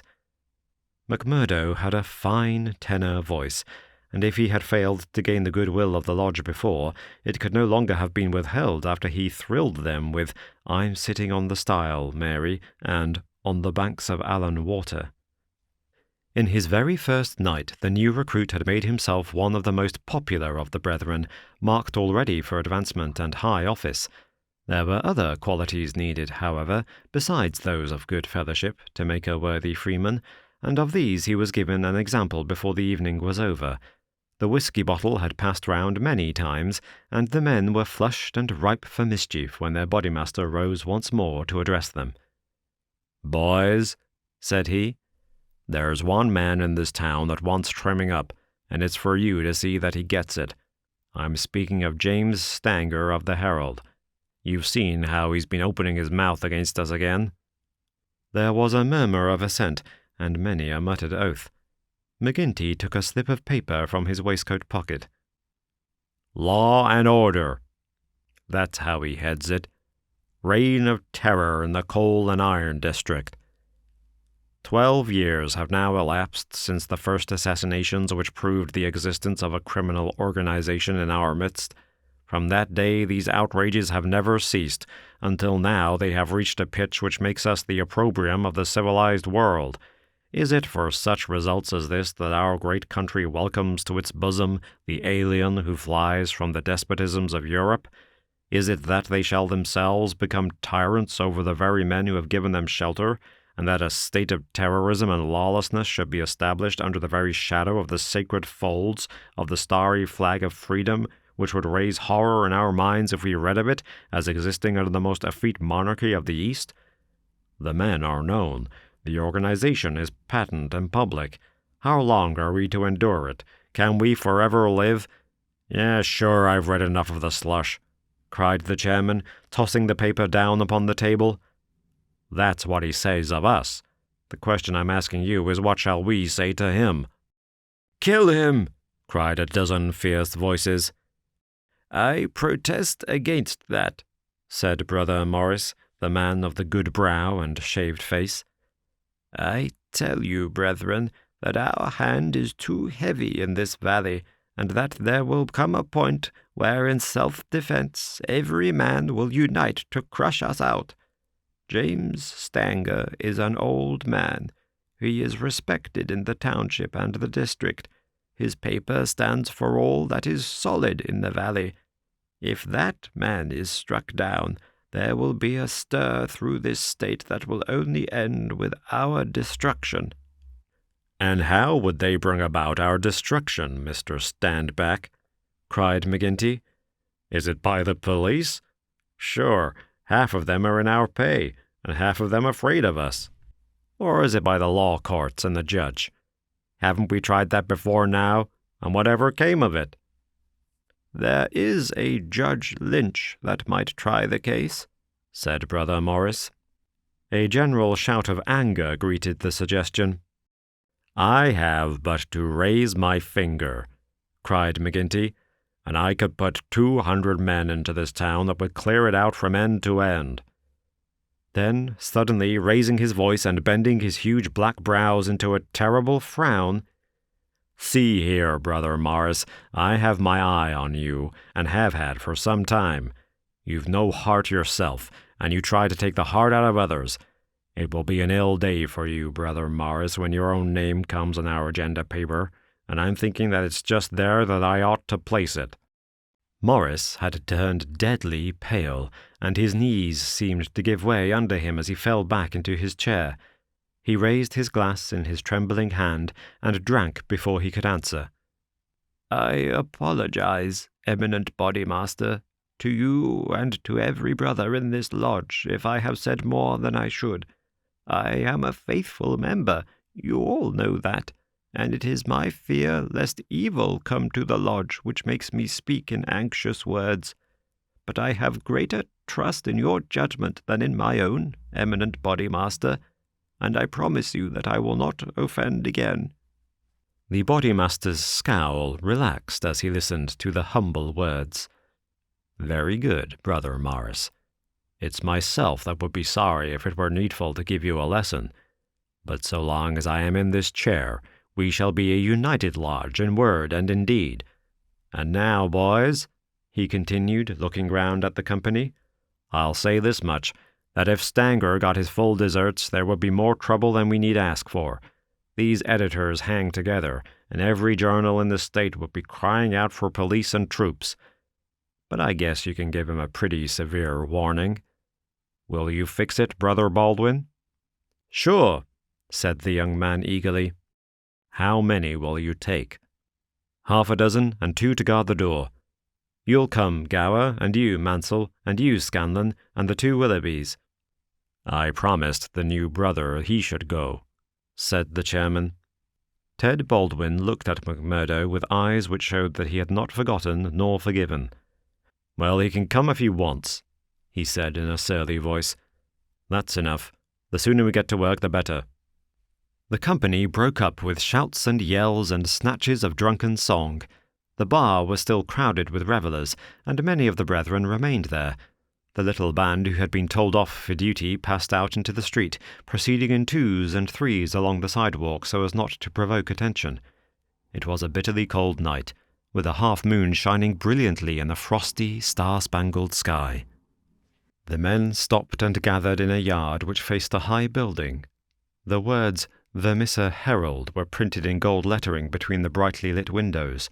From within came the clanking of the printing press. Here, you, said Baldwin to McMurdo. You can stand below at the door and see that the road is kept open for us. Arthur Willoughby can stay with you. You others come with me. Have no fear, boys, for we have a dozen witnesses that we are in the Union Bar at this very moment." It was nearly midnight, and the street was deserted save for one or two revellers upon their way home. The party crossed the road and, pushing open the door of the newspaper office, Baldwin and his men rushed in and up the stair which faced them. McMurdo and another remained below. From the room above came a shout, a cry for help, and then the sound of trampling feet and of falling chairs. An instant later a grey-haired man rushed out on the landing. He was seized before he could get farther, and his spectacles came tinkling down to McMurdo's feet. There was a thud and a groan. He was on his face, and 6 sticks were clattering together as they fell upon him. He writhed, and his long, thin limbs quivered under the blows. The others ceased at last, but Baldwin, his cruel face set in an infernal smile, was hacking at the man's head, which he vainly endeavoured to defend with his arms. His white hair was dabbled with patches of blood. Baldwin was still stooping over his victim, putting in a short, vicious blow whenever he could see a part exposed, when McMurdo dashed up the stair and pushed him back.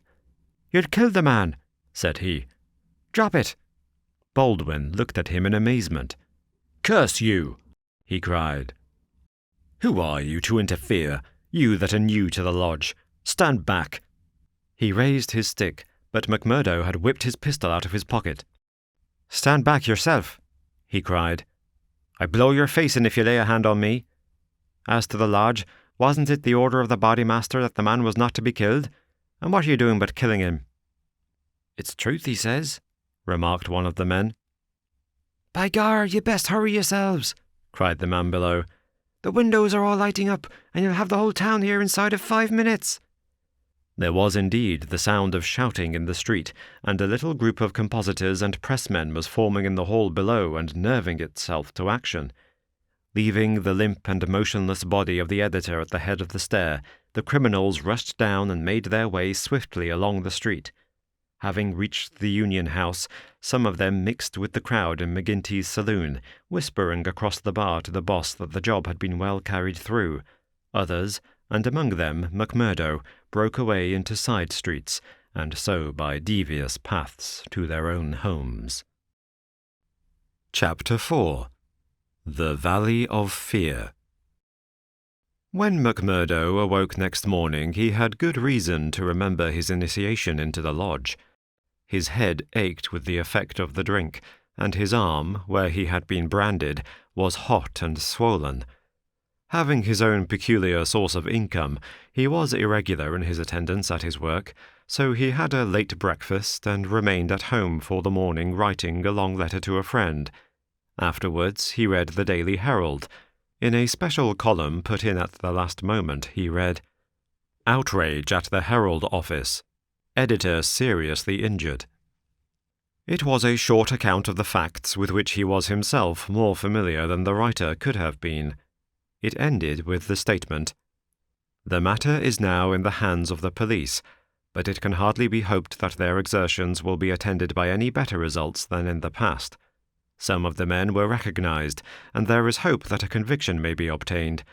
The source of the outrage was, it need hardly be said, that infamous society which has held this community in bondage for so long a period, and against which the Herald has taken so uncompromising a stand. Mr. Stanger's many friends will rejoice to hear that, though he has been cruelly and brutally beaten, and though he has sustained severe injuries about the head, there is no immediate danger to his life." Below it stated that a guard of police, armed with Winchester rifles, had been requisitioned for the defence of the office. McMurdo had laid down the paper, and was lighting his pipe with a hand which was shaky from the excesses of the previous evening, when there was a knock outside, and his landlady brought to him a note which had just been handed in by a lad. It was unsigned, and ran thus: "I should wish to speak to you, but would rather not do so in your house. You will find me beside the flagstaff upon Miller Hill. If you will come there now, I have something which it is important for you to hear, and for me to say." McMurdo read the note twice with the utmost surprise, for he could not imagine what it meant or who was the author of it. Had it been in a feminine hand, he might have imagined that it was the beginning of one of those adventures which had been familiar enough in his past life. But it was the writing of a man, and of a well-educated one, too. Finally, after some hesitation, he determined to see the matter through. Miller Hill is an ill-kept public park in the very centre of the town. In summer it is a favourite resort of the people, but in winter it is desolate enough. From the top of it one has a view not only of the whole straggling, grimy town, but of the winding valley beneath, with its scattered mines and factories blackening the snow on each side of it, and of the wooded and white-capped ranges flanking it. McMurdo strolled up the winding path hedged in with evergreens until he reached the deserted restaurant which forms the centre of summer gaiety. Beside it was a bare flagstaff, and underneath it a man, his hat drawn down and the collar of his overcoat turned up. When he turned his face, McMurdo saw that it was Brother Morris, he who had incurred the anger of the Bodymaster the night before. The lodge sign was given and exchanged as they met. "I wanted to have a word with you, Mr. McMurdo," said the older man, speaking with a hesitation which showed that he was on delicate ground. "It was kind of you to come."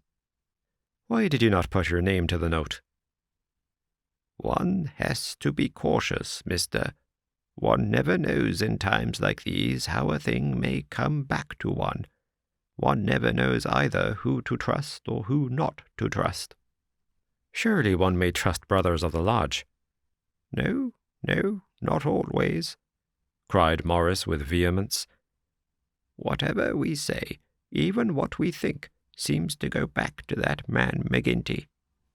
"Look here," said McMurdo sternly. "It was only last night, as you know well, that I swore good faith to our Bodymaster. Would you be asking me to break my oath?" "If that is the view you take," said Morris sadly, "I can only say that I am sorry I gave you the trouble to come and meet me. Things have come to a bad pass when two free citizens cannot speak their thoughts to each other." McMurdo, who had been watching his companion very narrowly, relaxed somewhat in his bearing. "Sure, I spoke for myself only," said he. "I am a newcomer, as you know, and I am strange to it all. It is not for me to open my mouth, Mr. Morris, and if you think it well to say anything to me, I am here to hear it." "And to take it back to Boss McGinty," said Morris bitterly. "Indeed, then, you do me injustice there," cried McMurdo. "For myself I am loyal to the lodge, and so I tell you straight, but I would be a poor creature if I were to repeat to any other what you might say to me in confidence. It will go no further than me, though I warn you that you may get neither help nor sympathy." "I have given up looking for either the one or the other," said Morris. "I may be putting my very life in your hands by what I say, but bad as you are, and it seemed to me last night that you were shaping to be as bad as the worst, still you are new to it, and your conscience cannot yet be as hardened as theirs. That was why I thought to speak with you." "Well, what have you to say?" "If you give me away, may a curse be on you." "Sure, I said I would not." "I would ask you, then, when you joined the Freemen's Society in Chicago, and swore vows of charity and fidelity, did ever it cross your mind that you might find it would lead you to crime?" "If you call it crime," McMurdo answered. "Call it crime?"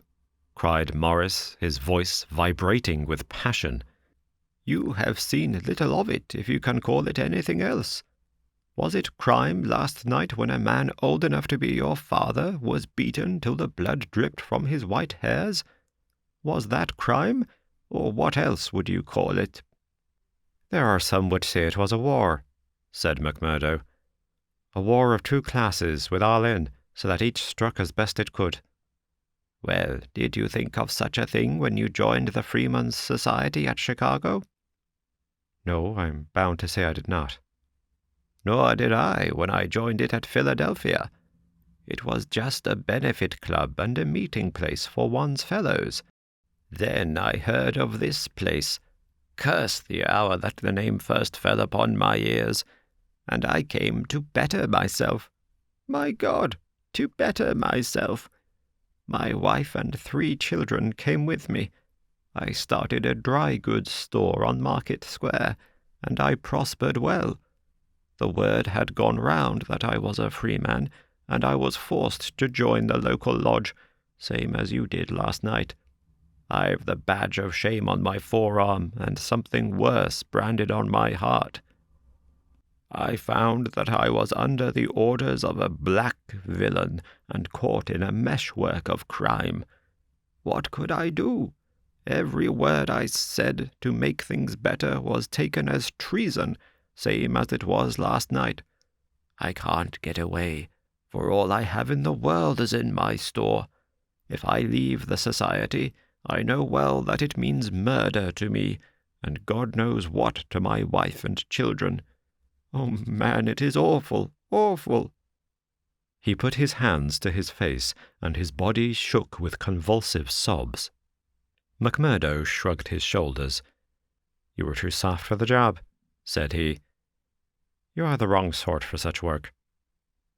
"I had a conscience and a religion, but they made me a criminal among them.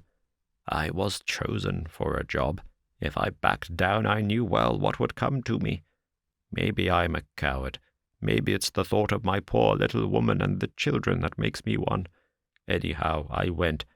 I guess it will haunt me forever. It was a lonely house, 20 miles from here, over the range yonder. I was told off for the door, same as you were last night. They could not trust me with the job. The others went in. When they came out, their hands were crimson to the wrists. As we turned away, a child was screaming out of the house behind us. It was a boy of 5 who had seen his father murdered. I nearly fainted with the horror of it, and yet I had to keep a bold and smiling face, for well I knew that if I did not, it would be out of my house that they would come next with their bloody hands, and it would be my little Fred that would be screaming for his father. But I was a criminal then, part sharer in a murder, lost forever in this world, and lost also in the next. I am a good Catholic, but the priest would have no word with me when he heard I was a Scowrer, and I am excommunicated from my faith. That's how it stands with me. And I see you going down the same road, and I ask you what the end is to be. Are you ready to be a cold-blooded murderer also, or can we do anything to stop it?" "What would you do?" asked McMurdo abruptly. "You would not inform?" "God forbid!" cried Morris. "Sure, the very thought would cost me my life." "That's well," said McMurdo. "I'm thinking that you are a weak man, and that you make too much of the matter." "Too much? Wait till you have lived here longer. Look down the valley. See the cloud of 100 chimneys that overshadows it. I tell you that the cloud of murder hangs thicker and lower than that over the heads of the people. It is the valley of fear, the valley of death. The terror is in the hearts of the people from the dusk to the dawn. Wait, young man, and you will learn for yourself." "Well, I'll let you know what I think when I've seen more," said McMurdo carelessly. "What is very clear is that you're not the man for the place, and that the sooner you sell out, if you only get a dime a dollar for what the business is worth, the better it will be for you. What you've said is safe with me, but by gar, if I thought you were an informer." "No, no," cried Morris piteously. "Well, let it rest at that. I'll bear what you have said in mind, and maybe some day I'll come back to it. I expect you meant kindly by speaking to me like this. Now I'll be getting home." "One word before you go," said Morris. "We may have been seen together. They may want to know what we have spoken about." "Ah, that's well thought of." "I offer you a clerkship in my store." "And I refuse it. That's our business. Well, so long, Brother Morris, and may you find things go better with you in the future." That same afternoon, as McMurdo sat smoking, lost in thought beside the stove of his sitting room, The door swung open and its framework was filled with the huge figure of Boss McGinty. He passed the sign, and then seating himself opposite to the young man, he looked at him steadily for some time, a look which was as steadily returned. "I am not much of a visitor, Brother McMurdo," he said at last. "I guess I am too busy over the folk that visit me. But I thought I'd stretch a point and drop down to see you in your own house." "I'm proud to see you here, Councillor," McMurdo answered heartily, bringing his whiskey bottle out of the cupboard. "It's an honour that I'd not expected." "How's the arm?" asked the boss. McMurdo made a wry face. "Well, I'm not forgetting it," he said, "but it's worth it."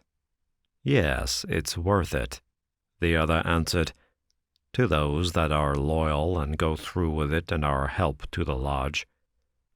What were you speaking to Brother Morris about on Miller Hill this morning?" The question came so suddenly that it was well that he had his answer prepared. He burst into a hearty laugh.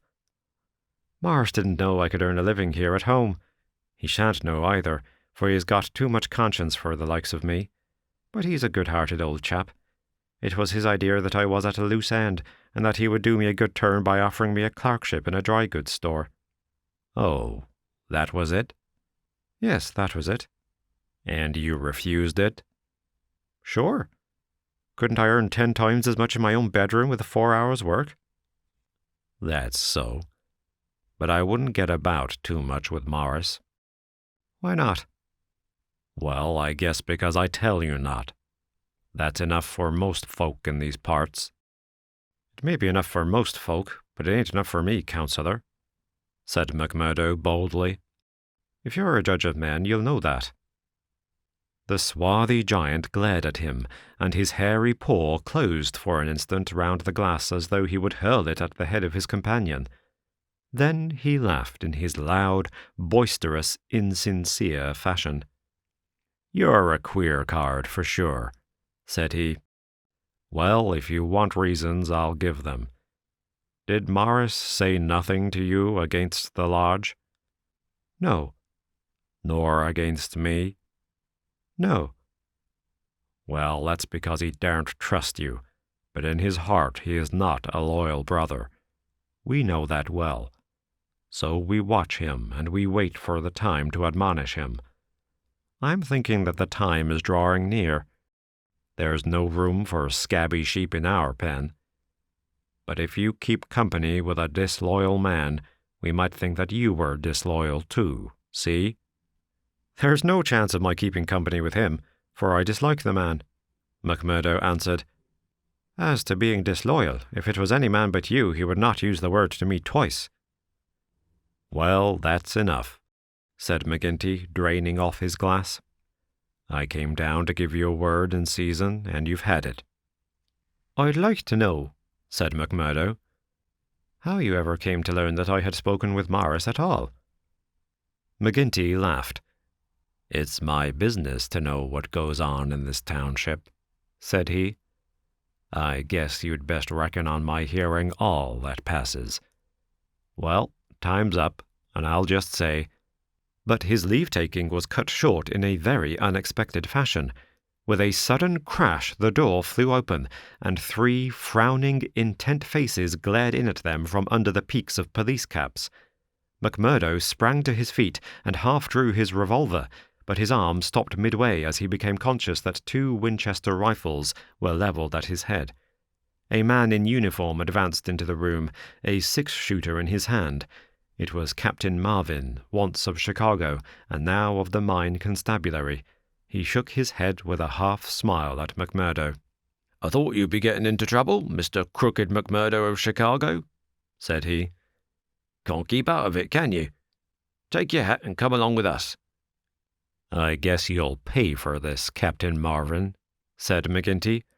"Who are you, I'd like to know, to break into a house in this fashion and molest honest, law-abiding men?" "You're standing out in this deal, Councillor McGinty," said the police captain. "We are not out after you, but after this man McMurdo. It is for you to help, not to hinder us in our duty." "He is a friend of mine, and I'll answer for his conduct," said the boss. By all accounts, Mr. McGinty, you may have to answer for your own conduct some of these days, the captain answered. This man McMurdo was a crook before ever he came here, and he's a crook still. Cover him, patrolman, while I disarm him. There's my pistol, said McMurdo coolly. Maybe, Captain Marvin, if you and I were alone and face to face, you would not take me so easily. Where's your warrant? Asked McGinty.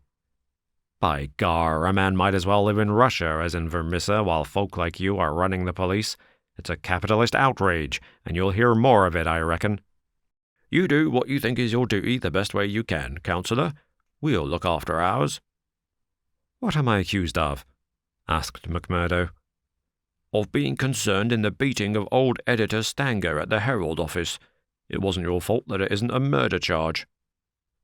Well, if that's all you have against him, cried McGinty with a laugh, you can save yourself a deal of trouble by dropping it right now.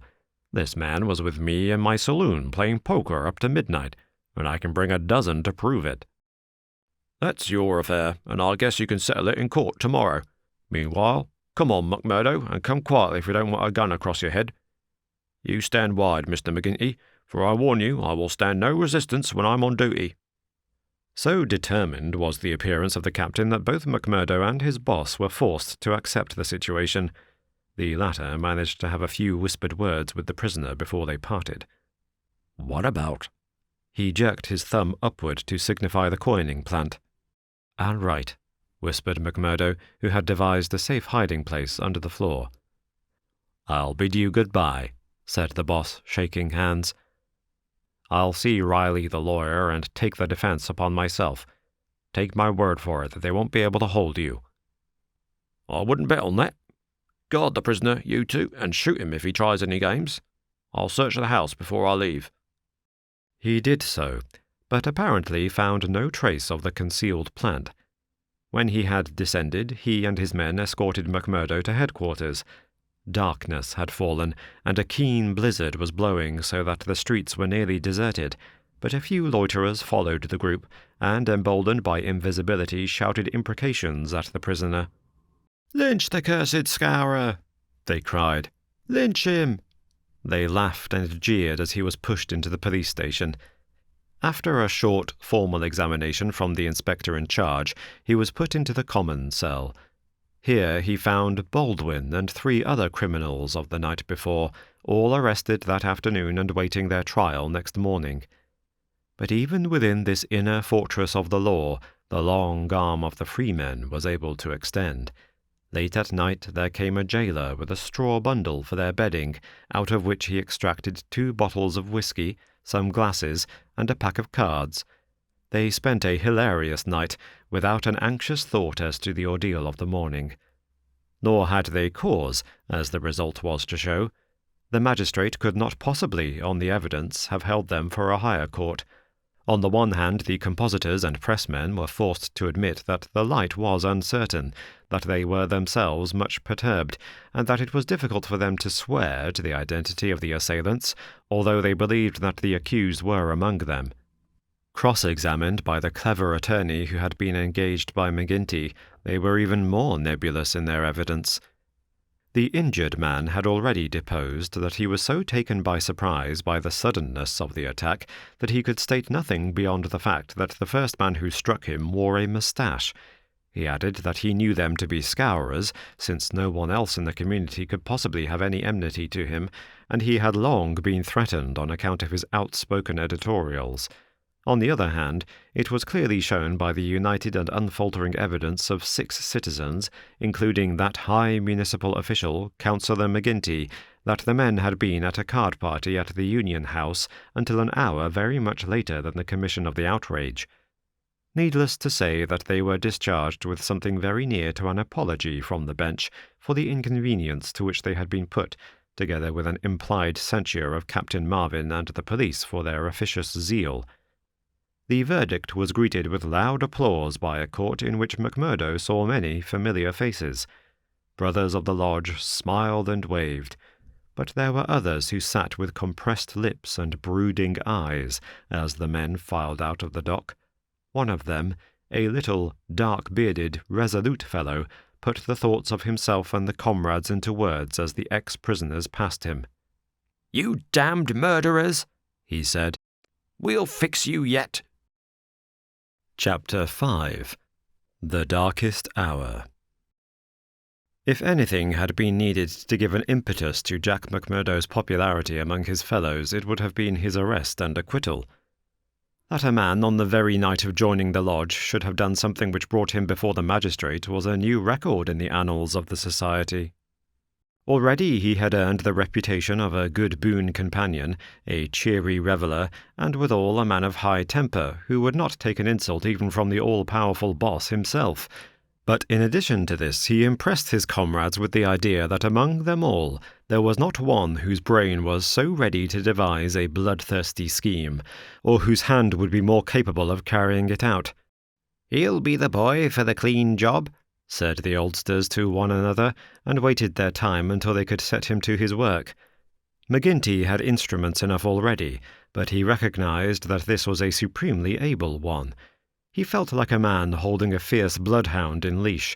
There were curs to do the smaller work, but some day he would slip this creature upon its prey. A few members of the lodge, Ted Baldwin among them, resented the rapid rise of the stranger and hated him for it, but they kept clear of him, for he was as ready to fight as to laugh. But if he gained favour with his fellows, there was another quarter, one which had become even more vital to him, in which he lost it. Etty Shafter's father would have nothing more to do with him, nor would he allow him to enter the house. Etty herself was too deeply in love to give him up altogether, and yet her own good sense warned her of what would come from a marriage with a man who was regarded as a criminal. One morning, after a sleepless night, she determined to see him, possibly for the last time, and make one strong endeavour to draw him from those evil influences which were sucking him down. She went to his house, as he had often begged her to do, and made her way into the room which he used as his sitting room.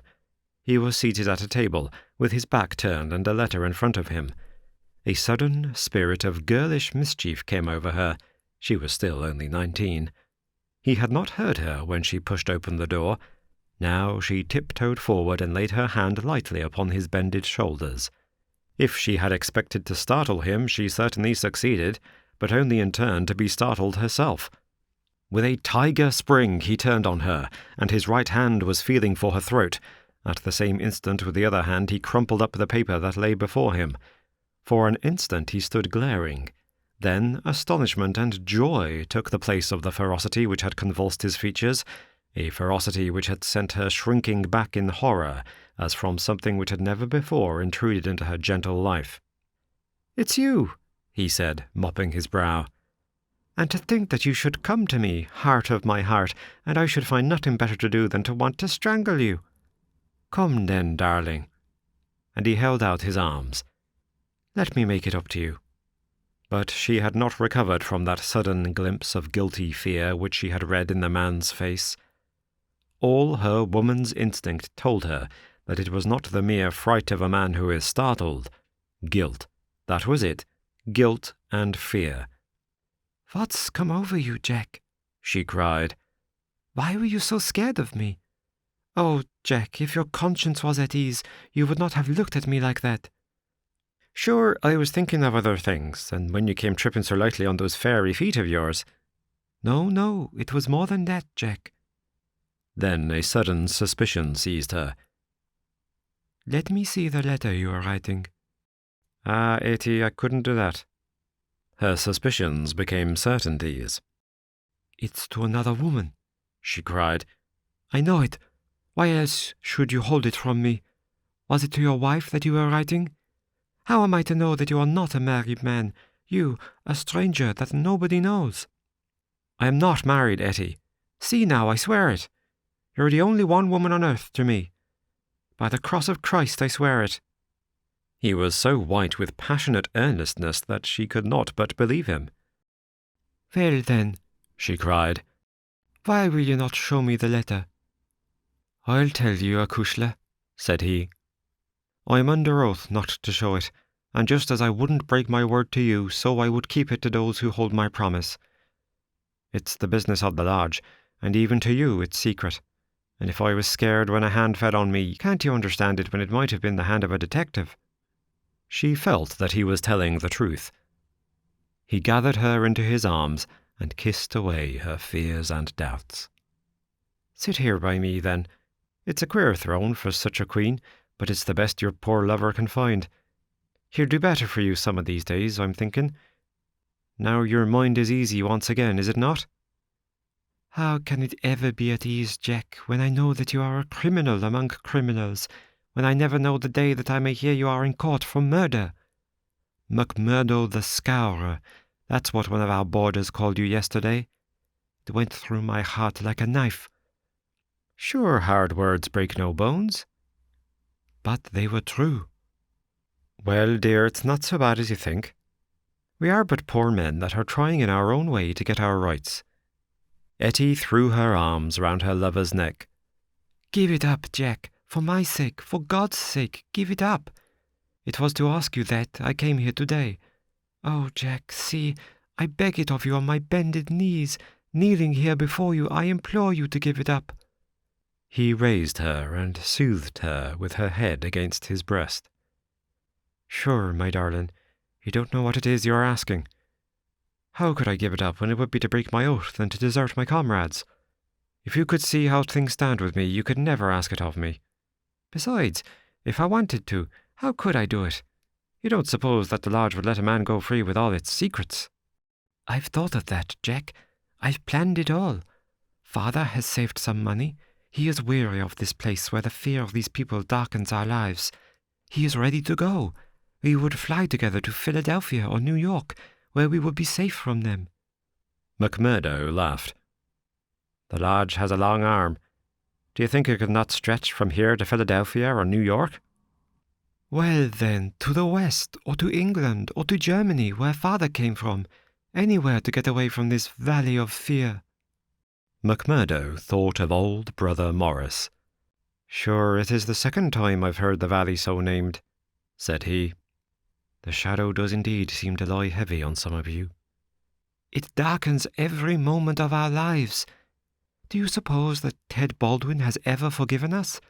If it were not that he fears you, what do you suppose our chances would be? If you saw the look in those dark, hungry eyes of his when they fall on me." "By gar, I'll teach him better manners if I caught him at it." "But see here, little girl, I can't leave here. I can't. Take that from me once and for all. But if you will leave me to find my own way, I will try to prepare a way of getting honourably out of it." "There is no honour in such a matter." Well, it's just how you look at it. But if you'll give me 6 months, I'll work it so that I can leave without being ashamed to look others in the face." The girl laughed with joy. 6 months?" she cried. "Is it a promise?" "Well, it may be 7 or 8, but within a year at the furthest we will leave this valley behind us." It was the most that Etty could obtain, and yet it was something. There was this distant light to illuminate the gloom of the immediate future. She returned to her father's house more light-hearted than she had ever been since Jack McMurdo had come into her life. It might be thought that as a member all the doings of the society would be told to him, but he was soon to discover that the organization was wider and more complex than the simple lodge. Even Boss McGinty was ignorant as to many things, for there was an official named the county delegate, living at Hobson's Patch farther down the line, who had power over several different lodges, which he wielded in a sudden and arbitrary way. Only once did McMurdo see him, a sly, little grey-haired rat of a man, with a slinking gait and a sidelong glance which was charged with malice. Evans Pott was his name, and even the great boss of Vermissa felt towards him something of the repulsion and fear which the huge Danton may have felt for the puny but dangerous Robespierre. One day, Scanlon, who was McMurdo's fellow boarder, received a note from McGinty enclosing one from Evans Pott, which informed him that he was sending over 2 good men, Lawler and Andrews, who had instructions to act in the neighbourhood, though it was best for the cause that no particulars as to their objects should be given. Would the Bodymaster see to it that suitable arrangements be made for their lodgings and comfort until the time for action should arrive? McGinty added that it was impossible for anyone to remain secret at the Union House, and that, therefore, he would be obliged if McMurdo and Scanlon would put the strangers up for a few days in their boarding-house. The same evening the two men arrived, each carrying his gripsack. Lawler was an elderly man, shrewd, silent, and self-contained, clad in an old black frock coat, which with his soft felt hat and ragged grizzled beard gave him a general resemblance to an itinerant preacher. His companion Andrews was little more than a boy, frank-faced and cheerful, with the breezy manner of one who is out for a holiday and means to enjoy every minute of it. Both men were total abstainers, and behaved in all ways as exemplary members of the society, with the one simple exception that they were assassins, who had often proved themselves to be most capable instruments for this association of murder. Lawler had already carried out 14 commissions of the kind, and Andrews 3. They were, as McMurdo found, quite ready to converse about their deeds in the past, which they recounted with the half-bashful pride of men who had done good and unselfish service for the community. They were reticent, however, as to the immediate job in hand. "They chose us because neither I nor the boy here drink," Lawler explained.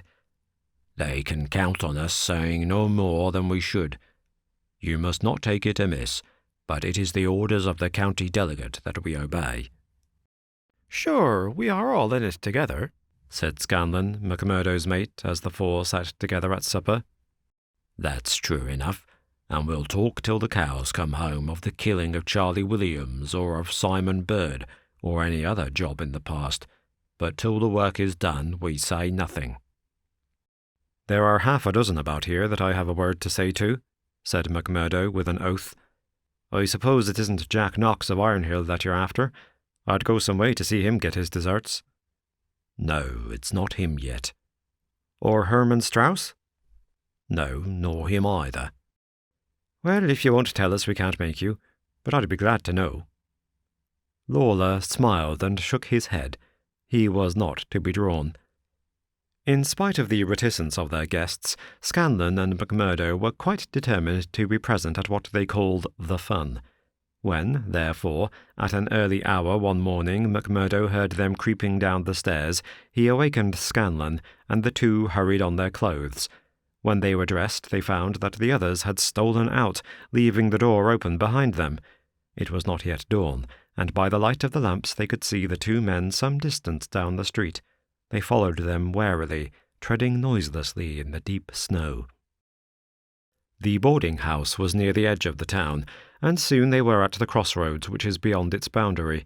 Here 3 men were waiting, with whom Lawler and Andrews held a short, eager conversation. Then they all moved on together. It was clearly some notable job which needed numbers. At this point there are several trails which lead to various mines.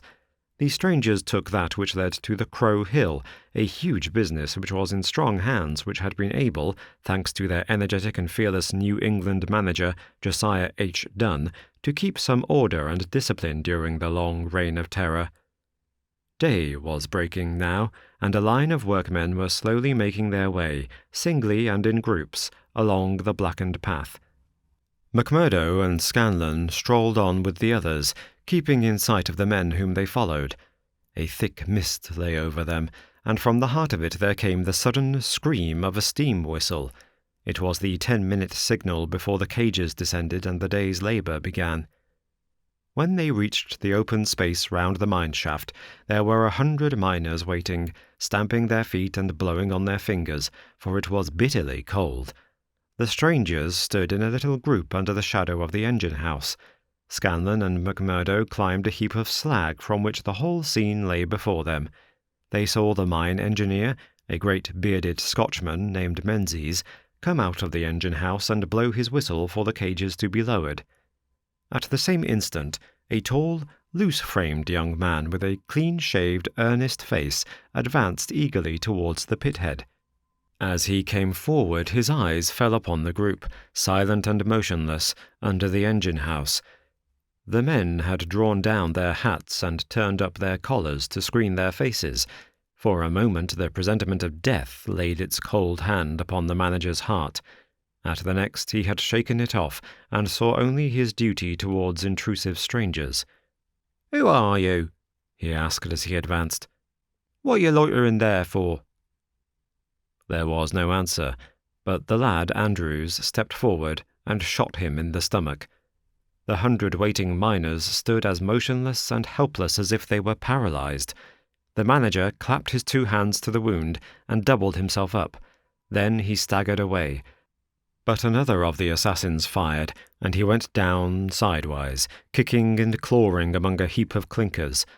Menzies, the Scotchman, gave a roar of rage at the sight and rushed with an iron spanner at the murderers, but was met by 2 balls in the face which dropped him dead at their very feet. There was a surge forward of some of the miners, and an inarticulate cry of pity and of anger, but a couple of the strangers emptied their 6-shooters over the heads of the crowd, and they broke and scattered, some of them rushing wildly back to their home in Vermissa. When a few of the bravest had rallied, and there was a return to the mine, the murderous gang had vanished in the mists of morning, without a single witness being able to swear to the identity of these men, who, in front of 100 spectators, had wrought this double crime. Scanlon and McMurdo made their way back.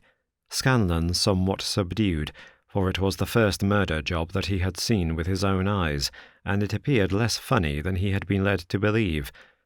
The horrible screams of the dead manager's wife pursued them as they hurried to the town. McMurdo was absorbed and silent, but he showed no sympathy for the weakening of his companion.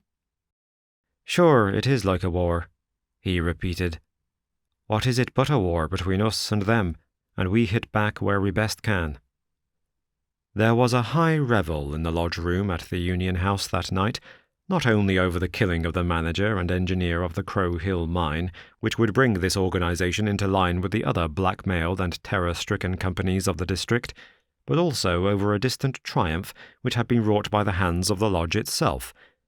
It would appear that when the county delegate had sent over 5 good men to strike a blow in Vermissa, he had demanded that in return 3 Vermissa men should be secretly selected and sent across to kill William Hales of Stake Royal, one of the best-known and most popular mine owners in the Gilmerton district, a man who was believed not to have an enemy in the world, for he was in all ways a model employer. He had insisted, however, upon efficiency in the work, and had, therefore, paid off certain drunken and idle employees who were members of the all-powerful society. Coffin notices hung outside his door had not weakened his resolution, and so, in a free, civilized country, he found himself condemned to death. The execution had now been duly carried out. Ted Baldwin, who sprawled now in the seat of honour beside the Bodymaster, had been chief of the party. His flushed face and glazed, bloodshot eyes told of sleeplessness and drink. He and his 2 comrades had spent the night before among the mountains. They were unkempt and weather-stained. But no heroes, returning from a forlorn hope, could have had a warmer welcome from their comrades. The story was told and retold amid cries of delight and shouts of laughter. They had waited for their man as he drove home at nightfall, taking their station at the top of a steep hill, where his horse must be at a walk. He was so furred to keep out the cold that he could not lay his hand on his pistol. They had pulled him out and shot him again and again. He had screamed for mercy. The screams were repeated for the amusement of the lodge. "Let's hear again how he squealed," they cried. None of them knew the man, but there is eternal drama in a killing, and they had shown the Scowrers of Gilmerton that the Vermissa men were to be relied upon. There had been one contretemps, for a man and his wife had driven up while they were still emptying their revolvers into the silent body. It had been suggested that they should shoot them both, but they were harmless folk who were not connected with the mines, so they were sternly bidden to drive on and keep silent, lest a worse thing befall them. And so the blood-mottled figure had been left as a warning to all such hard-hearted employers, and the 3 noble avengers had hurried off into the mountains where unbroken nature comes down to the very edge of the furnaces and the slag heaps.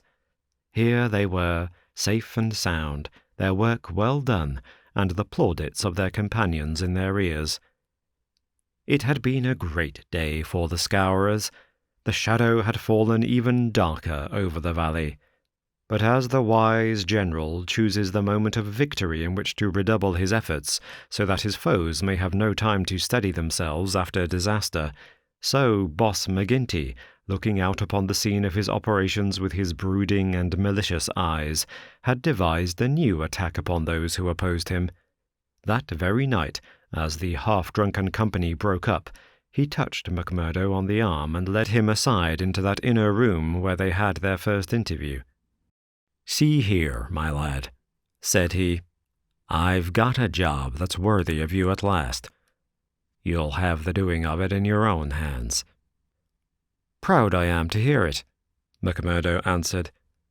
"You can take 2 men with you, Manders and Riley. They have been warned for service. We'll never be right in this district until Chester Wilcox has been settled, and you'll have the thanks of every lodge in the coal fields if you can down him." "I'll do my best, anyhow. Who is he, and where shall I find him?"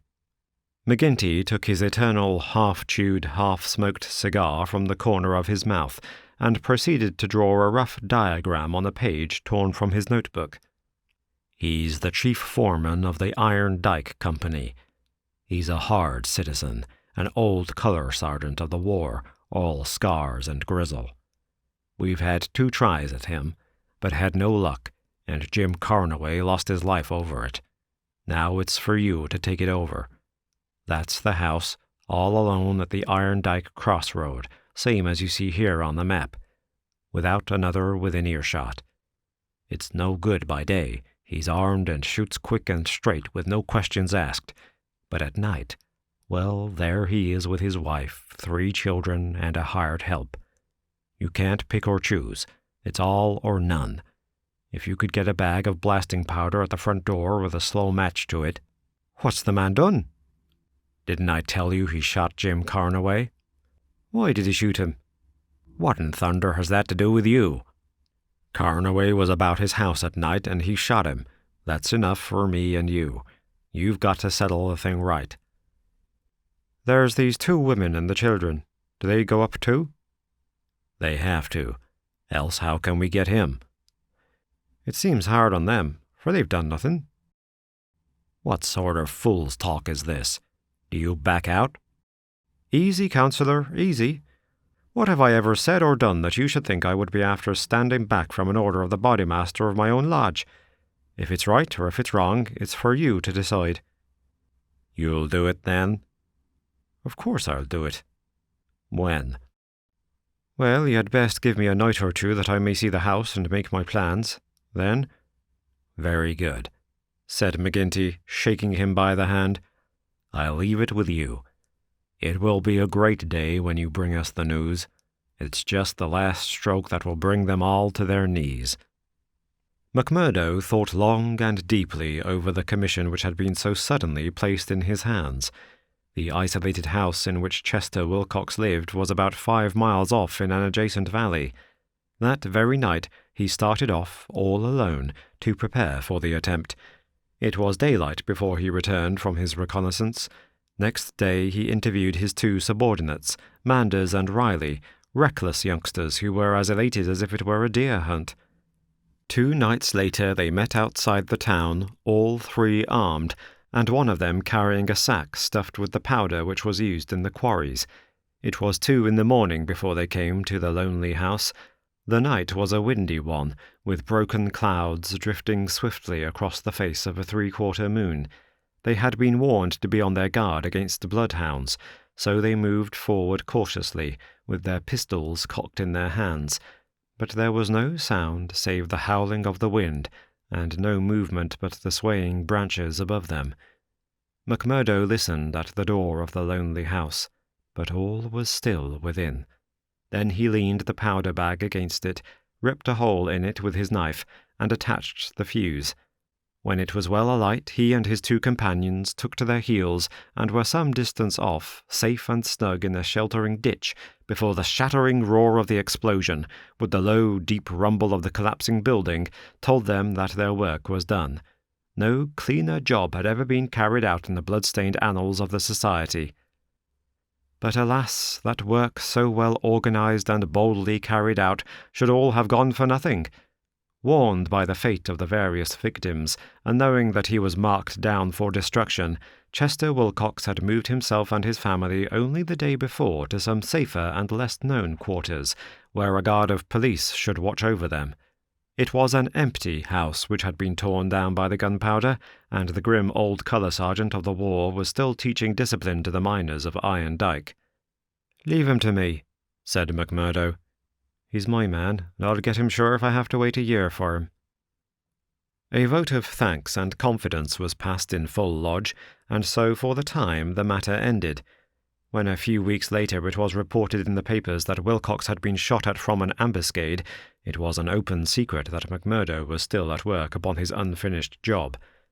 Such were the methods of the Society of Freemen, and such were the deeds of the Scowrers by which they spread their rule of fear over the great and rich district which was for so long a period haunted by their terrible presence. Why should these pages be stained by further crimes? Have I not said enough to show the men and their methods? These deeds are written in history, and there are records wherein one may read the details of them. There one may learn of the shooting of policemen Hunt and Evans because they had ventured to arrest 2 members of the society, a double outrage planned at the Vermissa lodge and carried out in cold blood upon 2 helpless and disarmed men. There also one may read of the shooting of Mrs. Larby when she was nursing her husband, who had been beaten almost to death by orders of Boss McGinty. The killing of the elder Jenkins, shortly followed by that of his brother, the mutilation of James Murdoch, the blowing up of the Staphouse family, and the murder of the Stendals all followed hard upon one another in the same terrible winter. Darkly the shadow lay upon the Valley of Fear. The spring had come with running brooks and blossoming trees. There was hope for all nature bound so long in an iron grip, but nowhere was there any hope for the men and women who lived under the yoke of the terror. Never had the cloud above them been so dark and hopeless as in the early summer of the year 1875. Chapter 6. Danger. It was the height of the Reign of Terror. McMurdo, who had already been appointed inner deacon, with every prospect of some day succeeding McGinty as Bodymaster, was now so necessary to the counsels of his comrades that nothing was done without his help and advice. The more popular he became, however, with the freemen, the blacker were the scowls which greeted him as he passed along the streets of Vermissa. In spite of their terror, the citizens were taking heart to band themselves together against their oppressors.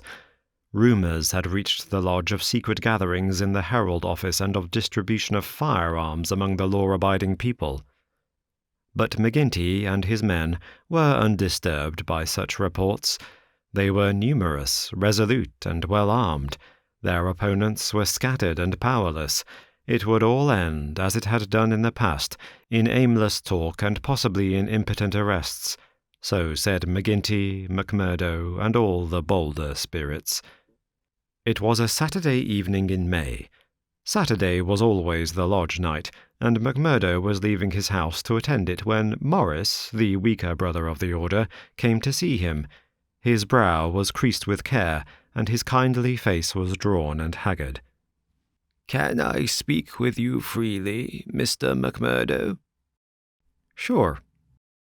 "I can't forget that I spoke my heart to you once, and that you kept it to yourself, even though the boss himself came to ask you about it." "What else could I do if you trusted me? It wasn't that I agreed with what you said." "I know that well, but you are the one that I can speak to and be safe. I've a secret here." He put his hand to his breast. "And it is just burning the life out of me. I wish it had come to any one of you but me. If I tell it, it will mean murder for sure. If I don't, it may bring the end of us all.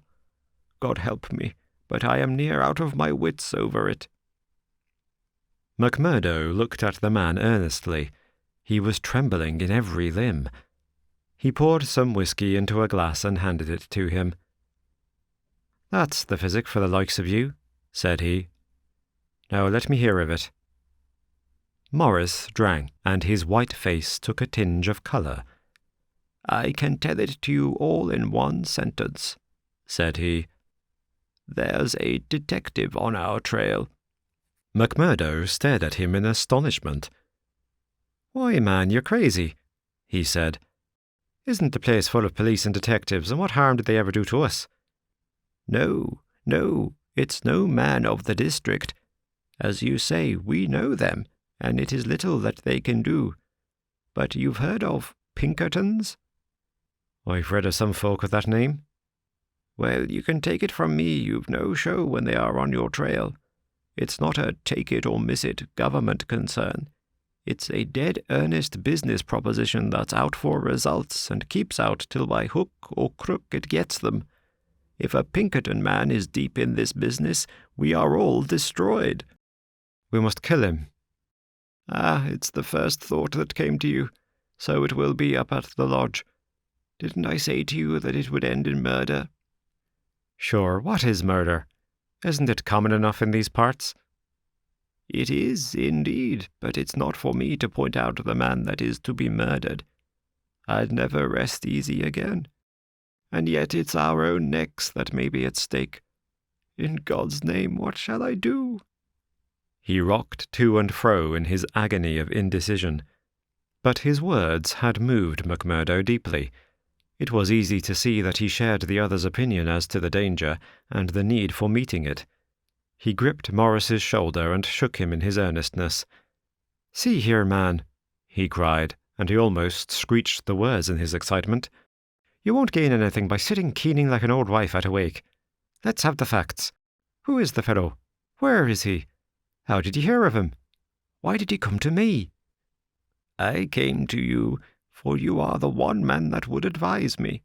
I told you that I had a store in the East before I came here. I left good friends behind me, and one of them is in the telegraph service. Here's a letter that I had from him yesterday. It's this part from the top of the page. You can read it yourself." This is what McMurdo read. "How are these Scowrers getting on in your parts? We read plenty of them in the papers. Between you and me, I expect to hear news from you before long. 5 big corporations and the 2 railroads have taken the thing up in dead earnest. They mean it, and you can bet they'll get there. They are right deep down into it.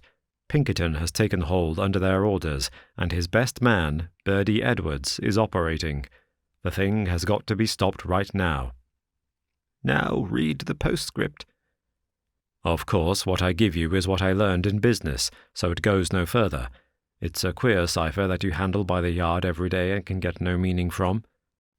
McMurdo sat in silence for some time, with the letter in his listless hands. The mist had lifted for a moment, and there was the abyss before him. "Does anyone else know of this?" he asked. "I have told no one else." "But this man, your friend, has he any other person that he would be likely to write to?"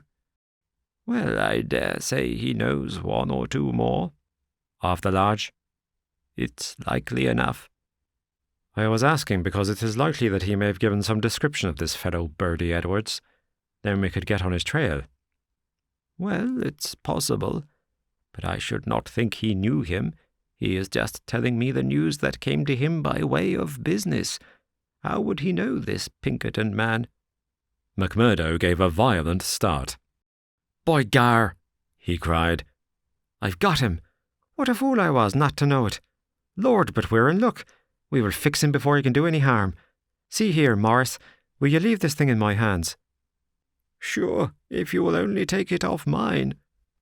"I'll do that. You can stand right back and let me run it. Even your name need not be mentioned. I'll take it all on myself, as if it were to me that this letter has come. Will that content you?" "It's just what I would ask." "Then leave it at that and keep your head shut. Now I'll get down to the lodge and we'll soon make old man Pinkerton sorry for himself." "You wouldn't kill this man?" "The less you know, friend Morris, the easier your conscience will be, and the better you will sleep. Ask no questions and let these things settle themselves. I have hold of it now." Morris shook his head sadly as he left. "I feel that his blood is on my hands," he groaned. "Self-protection is no murder, anyhow," said McMurdo, smiling grimly. "It's him or us. I guess this man would destroy us all if we left him long in the valley. Why, Brother Morris, we'll have to elect you Bodymaster yet, for you've surely saved the lodge." And yet it was clear from his actions that he thought more seriously of this new intrusion than his words would show. It may have been his guilty conscience. It may have been the reputation of the Pinkerton organization. It may have been the knowledge that great, rich corporations had set themselves the task of clearing out the Scowrers. But whatever his reason, his actions were those of a man who is preparing for the worst. Every paper which would incriminate him was destroyed before he left the house. After that he gave a long sigh of satisfaction, for it seemed to him that he was safe, and yet the danger must still have pressed somewhat upon him, for on his way to the lodge he stopped at Old Man Shafter's. The house was forbidden him, but when he tapped at the window, Etty came out to him. The dancing Irish deviltry had gone from her lover's eyes. She read his danger in his earnest face. "Something has happened," she cried. "Oh, Jack, you are in danger." "Sure, it is not very bad, my sweetheart, and yet it may be wise that we make a move before it is worse." "Make a move?" "I promised you once that I would go some day. I think the time is coming. I had news tonight, bad news, and I see trouble coming." "The police?" "Well, Pinkerton. But sure, you wouldn't know what that is, acushla, nor what it may mean to the likes of me. I'm too deep in this thing, and I may have to get out of it quick. You said you would come with me if I went." "Oh, Jack, it would be the saving of you." "I am an honest man in some things, Etty. I wouldn't hurt a hair of your bonny head for all that the world can give, nor ever pull you down 1 inch from the golden throne above the clouds where I always see you. Would you trust me?" She put her hand in his without a word. "Well, then, listen to what I say, and do as I order you, for indeed it's the only way for us. Things are going to happen in this valley. I feel it in my bones. There may be many of us that will have to look out for ourselves. I'm one, anyhow. If I go, by day or night, it's you that must come with me." "I'd come after you, Jack." "No, no, you shall come with me. If this valley is close to me and I can never come back, how can I leave you behind, and me perhaps in hiding from the police with never a chance of a message? It's with me you must come. I know a good woman in the place I come from, and it's there I'll leave you till we can get married. Will you come?" "Yes, Jack, I will come." "God bless you for your trust in me. It's a fiend out of hell that I should be if I abused it. Now, mark you, Etty, it will be just a word to you, and when it reaches you, you will drop everything and come right down to the waiting room at the depot and stay there till I come for you." "Day or night, I'll come at the word, Jack." Somewhat eased in mind, now that his own preparations for escape had been begun, McMurdo went on to the lodge. It had already assembled, and only by complicated signs and countersigns could he pass through the outer guard and inner guard who close-tiled it. A buzz of pleasure and welcome greeted him as he entered. The long room was crowded, and through the haze of tobacco smoke he saw the tangled black mane of the Bodymaster, the cruel, unfriendly features of Baldwin, the vulture face of Harroway, the secretary, and a dozen more who were among the leaders of the lodge. He rejoiced that they should all be there to take counsel over his news.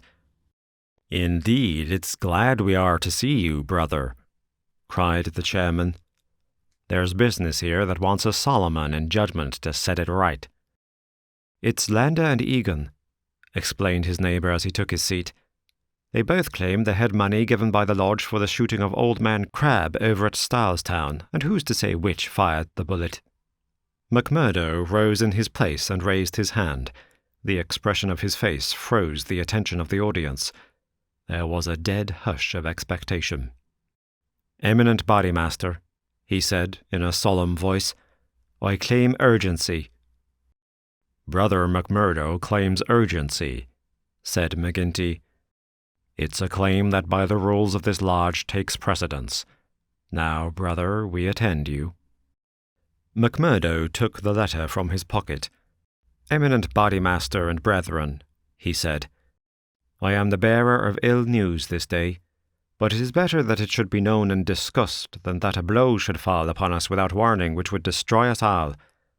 I have information that the most powerful and richest organizations in this state have bound themselves together for our destruction, and that at this very moment there is a Pinkerton detective, one Birdy Edwards, at work in the valley collecting the evidence which may put a rope round the necks of many of us, and send every man in this room into a felon's cell. That is the situation for the discussion of which I have made a claim of urgency." There was a dead silence in the room. It was broken by the chairman. "What is your evidence for this, Brother McMurdo?" he asked. "It is in this letter which has come into my hands," said McMurdo. He read the passage aloud. "It is a matter of honour with me that I can give no further particulars about the letter, nor put it into your hands, but I assure you that there is nothing else in it which can affect the interests of the lodge. I put the case before you as it has reached me." "Let me say, Mr. Chairman," said one of the older brethren, "that I have heard of Birdy Edwards, and that he has the name of being the best man in the Pinkerton service." "Does anyone know him by sight?" asked McGinty. "Yes," said McMurdo, "I do." There was a murmur of astonishment through the hall. "I believe we hold him in the hollow of our hands," he continued with an exulting smile upon his face. "If we act quickly and wisely, we can cut this thing short. If I have your confidence and your help, it is little that we have to fear." "What have we to fear anyhow? What can he know of our affairs?" "You might say so if Al were as stanch as you, counsellor. But this man has all the millions of the capitalists at his back. Do you think there is no weaker brother among all our lodges that could not be bought? He will get at our secrets, maybe has got them already. There's only one sure cure." "That he never leaves the valley," said Baldwin. McMurdo nodded. "Good for you, Brother Baldwin," he said. "You and I have had our differences, but you have said the true word tonight." "Where is he, then? Where shall we know him?" "Eminent Bodymaster," said McMurdo earnestly, "I would put it to you that this is too vital a thing for us to discuss in open lodge. God forbid that I should throw a doubt on anyone here, but if so much as a word of gossip got to the ears of this man, there would be an end of any chance of our getting him. I would ask the lodge to choose a trustee committee, Mr. Chairman, yourself, if I might suggest it, and Brother Baldwin here, and 5 more. Then I can talk freely of what I know and of what I advise should be done." The proposition was at once adopted and the committee chosen. Besides the chairman and Baldwin, there were the vulture-faced secretary, Harroway, Tiger Cormac, the brutal young assassin, Carter, the treasurer, and the brothers Willoughby, fearless and desperate men who would stick at nothing. The usual revelry of the lodge was short and subdued, for there was a cloud upon the men's spirits, and many there for the first time began to see the cloud of avenging law drifting up in that serene sky under which they had dwelt so long. The horrors they had dealt out to others had been so much a part of their settled lives that the thought of retribution had become a remote one, and so seemed the more startling now that it came so closely upon them. They broke up early and left their leaders to their counsel. "Now, McMurdo," said McGinty when they were alone. The 7 men sat frozen in their seats. "I said just now that I knew Birdy Edwards," McMurdo explained. "I need not tell you that he is not here under that name. He's a brave man, but not a crazy one. He passes under the name of Steve Wilson, and he's lodging at Hobson's Patch." "How do you know this?" "Because I fell into talk with him. I thought little of it at the time, nor would have given it a second thought but for this letter, but now I'm sure it's the man. I met him on the cars when I drove down the line on Wednesday, a hard case if ever there was one. He said he was a reporter. I believed it for the moment. Wanted to know all he could about the Scowrers and what he called the outrages for a New York paper. Asked me every kind of question so as to get something. You bet I was giving nothing away. I'd pay for it and pay well, said he, if I could get some stuff that would suit my editor. I said what I thought would please him best, and he handed me a $20 bill for my information. "There's 10 times that for you," said he, "if you can find me all that I want." "What did you tell him then?" "Any stuff I could make up." "How do you know he wasn't a newspaper man?" I'll tell you. He got out at Hobson's Patch, and so did I. I chanced into the Telegraph Bureau, and he was leaving it. See here, said the operator after he'd gone out. I guess we should charge double rates for this. I guess you should, said I. He'd filled the form with stuff that might have been Chinese for all we could make of it. He fires a sheet of this off every day, said the clerk. Yes, said I. It's special news for his paper, and he's scared that the others should tap it. That was what the operator thought and what I thought at the time, but I think differently now. By gar, I believe you're right, said McGinty. But what do you allow that we should do about it? Why not go right down now and fix him? Someone suggested. Aye, the sooner the better. I'd start this next minute if I knew where we could find him, said McMurdo. He's in Hobson's Patch, but I don't know the house. I've got a plan, though, if you'll only take my advice. Well, what is it? I'll go to the patch tomorrow morning. I'll find him through the operator. He can locate him, I guess. Well, then I'll tell him that I'm a free man myself. I'll offer him all the secrets of the lodge for a price. You bet he'll tumble to it. I'll tell him the papers are at my house, and that it's as much as my life would be worth to let him come while folk were about. He'll see that that's horse sense. Let him come at 10 o'clock at night, and he shall see everything. That will fetch him sure. Well? You can plan the rest for yourselves. Widow McNamara's is a lonely house. She's as true as steel and as deaf as a post. There's only Scanlon and me in the house. If I get his promise, and I'll let you know if I do, I'll have the whole 7 of you come to me by 9 o'clock. We'll get him in. If ever he gets out alive, well, he can talk of Birdy Edwards' luck for the rest of his days.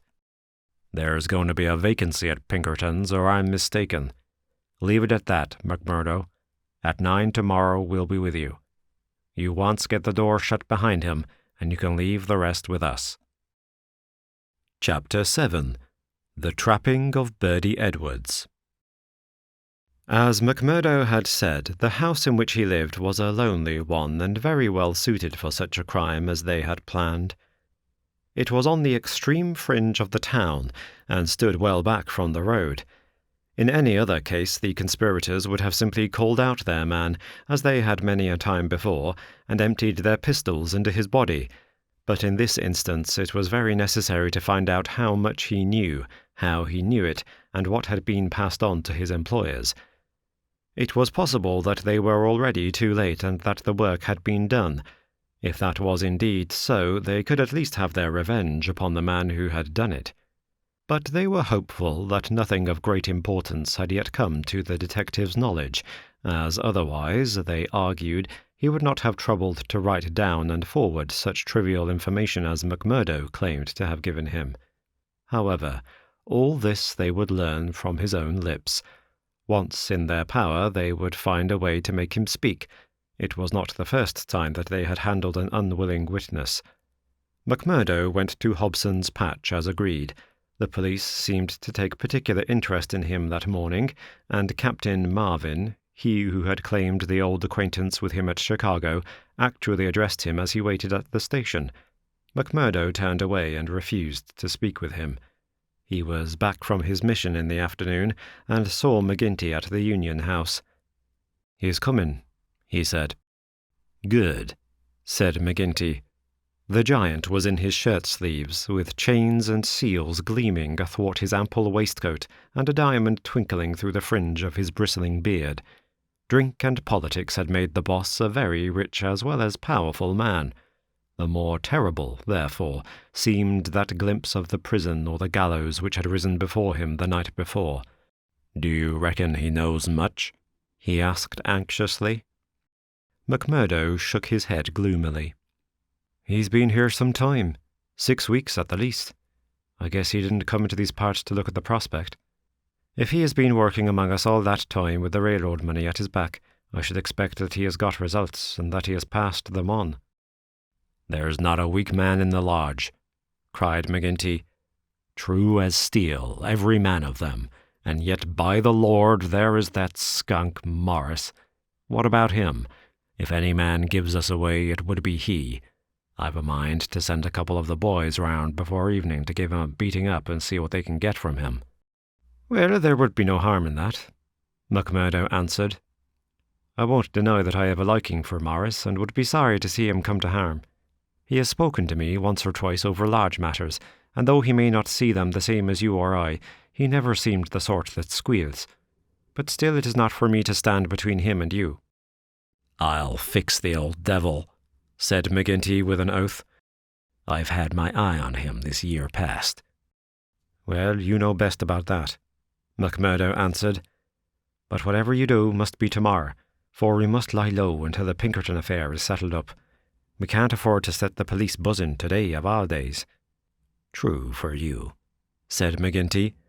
"And we'll learn from Birdy Edwards himself where he got his news if we have to cut his heart out first. Did he seem to scent a trap?" McMurdo laughed. "I guess I took him on his weak point," he said. "If he could get on a good trail of the Scowrers, he's ready to follow it into hell. I took his money." McMurdo grinned as he produced a wad of dollar notes. "And as much more when he has seen all my papers." "What papers?" "Well, there are no papers, but I filled him up about constitutions and books of rules and forms of membership. He expects to get right down to the end of everything before he leaves." "Faith, he's right there," said McGinty grimly. "Didn't he ask you why you didn't bring him the papers?" "As if I would carry such things, and me a suspected man, and Captain Marvin after speaking to me this very day at the depot." "Aye, I heard of that," said McGinty. "I guess the heavy end of this business is coming on to you. We could put him down an old shaft when we've done with him, but however we work it, we can't get past the man living at Hobson's Patch and you being there today." McMurdo shrugged his shoulders. "If we handle it right, they can never prove the killing," said he. "No one can see him come to the house after dark, and I'll lay to it that no one will see him go. Now, see here, councillor, I'll show you my plan, and I'll ask you to fit the others into it. You will all come in good time. Very well. He comes at 10. He is to tap 3 times, and me to open the door for him. Then I'll get behind him and shut it. He's our man then." "That's all easy and plain." "Yes, but the next step wants considering. He's a hard proposition. He's heavily armed. I've fooled him proper, and yet he's likely to be on his guard. Suppose I show him right into a room with 7 men in it where he expected to find me alone. There's going to be shooting, and somebody is going to be hurt." "That's so." "And the noise is going to bring every damned copper in the township on top of it." "I guess you're right." "This is how I should work it. You will all be in the big room, same as you saw when you had a chat with me. I'll open the door for him, show him into the parlour beside the door, and leave him there while I get the papers. That'll give me the chance of telling you how things are shaping. Then I'll go back to him with some faked papers. As he's reading them, I will jump for him and get my grip on his pistol arm. You'll hear me call, and in you will rush. The quicker the better, for he is as strong a man as I, and I may have more than I can manage. But I allow that I can hold him till you come." "It's a good plan," said McGinty. "The lodge will owe you a debt for this. I guess when I move out of the chair I can put a name to the man that's coming after me." "Sure, councillor, I'm little more than a recruit," said McMurdo, but his face showed what he thought of the great man's compliment. When he had returned home, he made his own preparations for the grim evening in front of him. First he cleaned, oiled, and loaded his Smith & Wesson revolver. Then he surveyed the room in which the detective was to be trapped. It was a large apartment with a long deal table in the centre and the big stove at one side. At each of the other sides were windows. There were no shutters on these, only light curtains which drew across. McMurdo examined these attentively. No doubt it must have struck him that the apartment was very exposed for so secret a meeting, yet its distance from the road made it of less consequence. Finally, he discussed the matter with his fellow lodger. Scanlan, though a Scowrer, was an inoffensive little man who was too weak to stand against the opinions of his comrades, but was secretly horrified by the deeds of blood at which he had sometimes been forced to assist. McMurdo told him shortly what was intended. "And if I were you, Mike Scanlan, I would take a night off and keep clear of it. There'd be bloody work here before morning." "Well, indeed then, Mac," Scanlan answered. "It's not the will but the nerve that is wanting in me. When I saw Manager Dunn go down at the colliery yonder, it was just more than I could stand. I'm not made for it, same as you or McGinty. If the lodge will think none the worse of me, I'll just do as you advise and leave you to yourselves for the evening." The men came in good time as arranged. They were outwardly respectable citizens, well clad and cleanly, but a judge of faces would have read little hope for Birdy Edwards in those hard mouths and remorseless eyes. There was not a man in the room whose hands had not been reddened a dozen times before. They were as hardened to human murder as a butcher to sheep. Foremost, of course, both in appearance and in guilt, was the formidable boss. Harraway, the secretary, was a lean, bitter man with a long, scraggy neck and nervous, jerky limbs, a man of incorruptible fidelity where the finances of the order were concerned, and with no notion of justice or honesty to anyone beyond. The treasurer, Carter, was a middle-aged man with an impassive, rather sulky expression and a yellow parchment skin. He was a capable organizer, and the actual details of nearly every outrage had sprung from his plotting brain. The two Willoughbys were men of action, tall, lithe young fellows with determined faces, while their companion, Tiger Cormac, a heavy, dark youth, was feared even by his own comrades for the ferocity of his disposition. These were the men who assembled that night under the roof of McMurdo for the killing of the Pinkerton detective. Their host had placed whisky upon the table, and they had hastened to prime themselves for the work before them. Baldwin and Cormac were already half drunk, and the liquor had brought out all their ferocity. Cormac placed his hands on the stove for an instant. It had been lighted, for the nights were still cold. "That'll do," said he with an oath. "Aye," said Baldwin, catching his meaning. "If he is strapped to that, we will have the truth out of him." "We'll have the truth out of him, never fear," said McMurdo. He had nerves of steel, this man, for though the whole weight of the affair was on him, his manner was as cool and unconcerned as ever. The others marked it and applauded. "You are the one to handle him," said the boss approvingly. "Not a warning will he get till your hand is on his throat. It's a pity there are no shutters to your windows." McMurdo went from one to the other and drew the curtains tighter. "Sure no one can spy upon us now. It's close upon the hour." "Maybe he won't come. Maybe he'll get a sniff of danger," said the secretary. "He'll come, never fear," McMurdo answered. "He is as eager to come as you can be to see him. Hark to that." They all sat like wax figures, some with their glasses arrested halfway to their lips. 3 loud knocks had sounded at the door. "Hush!" McMurdo raised his hand in caution. An exulting glance went round the circle, and hands were laid upon their weapons.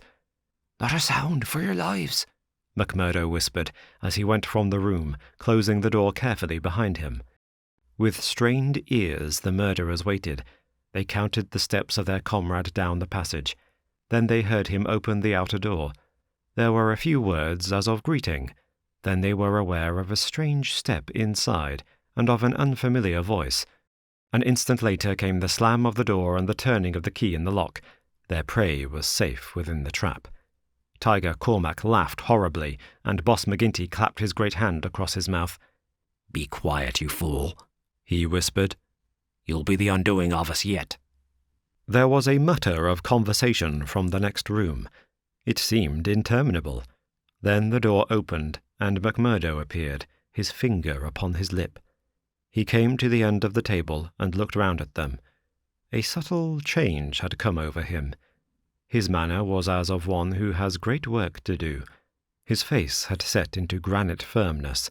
His eyes shone with a fierce excitement behind his spectacles. He had become a visible leader of men. They stared at him with eager interest, but he said nothing. Still, with the same singular gaze, he looked from man to man. "Well?" cried Boss McGinty at last. "Is he here? Is Birdy Edwards here?" "Yes," McMurdo answered slowly. "Birdy Edwards is here. I am Birdy Edwards." There were 10 seconds after that brief speech during which the room might have been empty, so profound was the silence. The hissing of a kettle upon the stove rose sharp and strident to the ear. 7 white faces, all turned upward to this man who dominated them, were set motionless with utter terror. Then, with a sudden shivering of glass, a bristle of glistening rifle barrels broke through each window, while the curtains were torn from their hangings. At the sight, Boss McGinty gave the roar of a wounded bear and plunged for the half-open door. A levelled revolver met him there with the stern blue eyes of Captain Marvin of the Mine Police gleaming behind the sights. The boss recoiled and fell back into his chair. "You're safer there, counsellor," said the man whom they had known as McMurdo. "And you, Baldwin, if you don't take your hand off your pistol, you'll cheat the hangman yet. Pull it out, or by the Lord that made me. There, that will do. There are 40 armed men round this house, and you can figure it out for yourself what chance you have. Take their pistols, Marvin." There was no possible resistance under the menace of those rifles. The men were disarmed. Sulky, sheepish, and amazed, they still sat round the table. "I'd like to say a word to you before we separate," said the man who had trapped them. "I guess we may not meet again until you see me on the stand in the courthouse. I'll give you something to think over between now and then. You know me now for what I am. At last I can put my cards on the table. I am Birdy Edwards of Pinkerton's. I was chosen to break up your gang. I had a hard and dangerous game to play. Not a soul, not one soul, not my nearest and dearest knew that I was playing it. Only Captain Marvin here and my employers knew that. But it's over tonight, thank God, and I am the winner." The 7 pale, rigid faces looked up at him. There was unappeasable hatred in their eyes. He read the relentless threat. "Maybe you think that the game is not over yet. Well, I take my chance of that. Anyhow, some of you will take no further hand, and there are 60 more besides yourselves that will see a jail this night. I'll tell you this, that when I was put upon this job I never believed there was such a society as yours. I thought it was paper talk, and that I would prove it so. They told me it was to do with the freemen, so I went to Chicago and was made one. Then I was surer than ever that it was just paper talk, for I found no harm in the society, but a deal of good. Still, I had to carry out my job, and I came to the coal valleys. When I reached this place I learned that I was wrong and that it wasn't a dime novel after all. So I stayed to look after it. I never killed a man in Chicago. I never minted $1 in my life. Those I gave you were as good as any others, but I never spent money better. But I knew the way into your good wishes, and so I pretended to you that the law was after me. It all worked just as I thought. So I joined your infernal lodge, and I took my share in your councils. Maybe they will say that I was as bad as you. They can say what they like, so long as I get you. But what is the truth? The night I joined, you beat up old man Stanger. I could not warn him, for there was no time, but I held your hand, Baldwin, when you would have killed him. If ever I have suggested things so as to keep my place among you, they were things which I knew I could prevent. I could not save Dunn and Menzies, for I did not know enough, but I will see that their murderers are hanged. I gave Chester Wilcox warning, so that when I blew his house in, he and his folk were in hiding. There was many a crime that I could not stop, but if you look back and think how often your man came home the other road, or was down in town when you went for him, or stayed indoors when you thought he would come out, you'll see my work." "You blasted traitor!" hissed McGinty through his closed teeth. "Aye, John McGinty, you may call me that if it eases your smart. You and your like have been the enemy of God and man in these parts. It took a man to get between you and the poor devils of men and women that you held under your grip. There was just one way of doing it, and I did it. You call me a traitor, but I guess there's many 1,000 will call me a deliverer that went down into hell to save them. I've had 3 months of it. I wouldn't have 3 such months again if they let me loose in the treasury at Washington for it. I had to stay till I had it all, every man and every secret right here in this hand. I'd have waited a little longer if it hadn't come to my knowledge that my secret was coming out. A letter had come into the town that would have set you wise to it all. Then I had to act, and act quickly. I've nothing more to say to you, except that when my time comes I'll die the easier when I think of the work I have done in this valley. Now, Marvin, I'll keep you no more. Take them in and get it over." There is little more to tell. Scanlan had been given a sealed note to be left at the address of Miss Etty Shafter, a mission which he had accepted with a wink and a knowing smile. In the early hours of the morning, a beautiful woman and a much muffled man boarded a special train which had been sent by the railroad company, and made a swift, unbroken journey out of the land of danger. It was the last time that ever either Etty or her lover set foot in the Valley of Fear. 10 days later they were married in Chicago, with old Jacob Shafter as witness of the wedding. The trial of the Scowrers was held far from the place where their adherents might have terrified the guardians of the law. In vain they struggled. In vain the money of the lodge, money squeezed by blackmail out of the whole countryside, was spent like water in the attempt to save them. That cold, clear, unimpassioned statement from one who knew every detail of their lives, their organization, and their crimes was unshaken by all the wiles of their defenders. At last, after so many years, they were broken and scattered. The cloud was lifted forever from the valley. McGinty met his fate upon the scaffold, cringing and whining when the last hour came. 8 of his chief followers shared his fate. 50-odd had various degrees of imprisonment. The work of Birdy Edwards was complete. And yet, as he had guessed, the game was not over yet. There was another hand to be played, and yet another and another. Ted Baldwin, for one, had escaped the scaffold, so had the Willoughbys, so had several others of the fiercest spirits of the gang. For 10 years they were out of the world, and then came a day when they were free once more, a day which Edwards, who knew his men, was very sure would be an end of his life of peace. They had sworn an oath on all that they thought holy to have his blood as a vengeance for their comrades, and well they strove to keep their vow. From Chicago he was chased, after 2 attempts so near success that it was sure that the third would get him. From Chicago he went under a changed name to California, and it was there that the light went for a time out of his life when Etty Edwards died. Once again he was nearly killed, and once again under the name of Douglas he worked in a lonely canyon, where with an English partner named Barker he amassed a fortune. At last there came a warning to him that the bloodhounds were on his track once more, and he cleared, only just in time, for England. And thence came the John Douglas who for a second time married a worthy mate, and lived for 5 years as a Sussex county gentleman, a life which ended with the strange happenings of which we have heard. Thank you for listening to Robin Reads Audiobooks. If you enjoyed this audiobook and would like to support the channel, then please like, subscribe, share with your friends, click the bell notification icon to keep up to date on all the future uploads, and give a super thanks or click the join button to support the channel further. These audiobooks will also become available on Audible, Spotify, Bandcamp, and other audiobook platforms.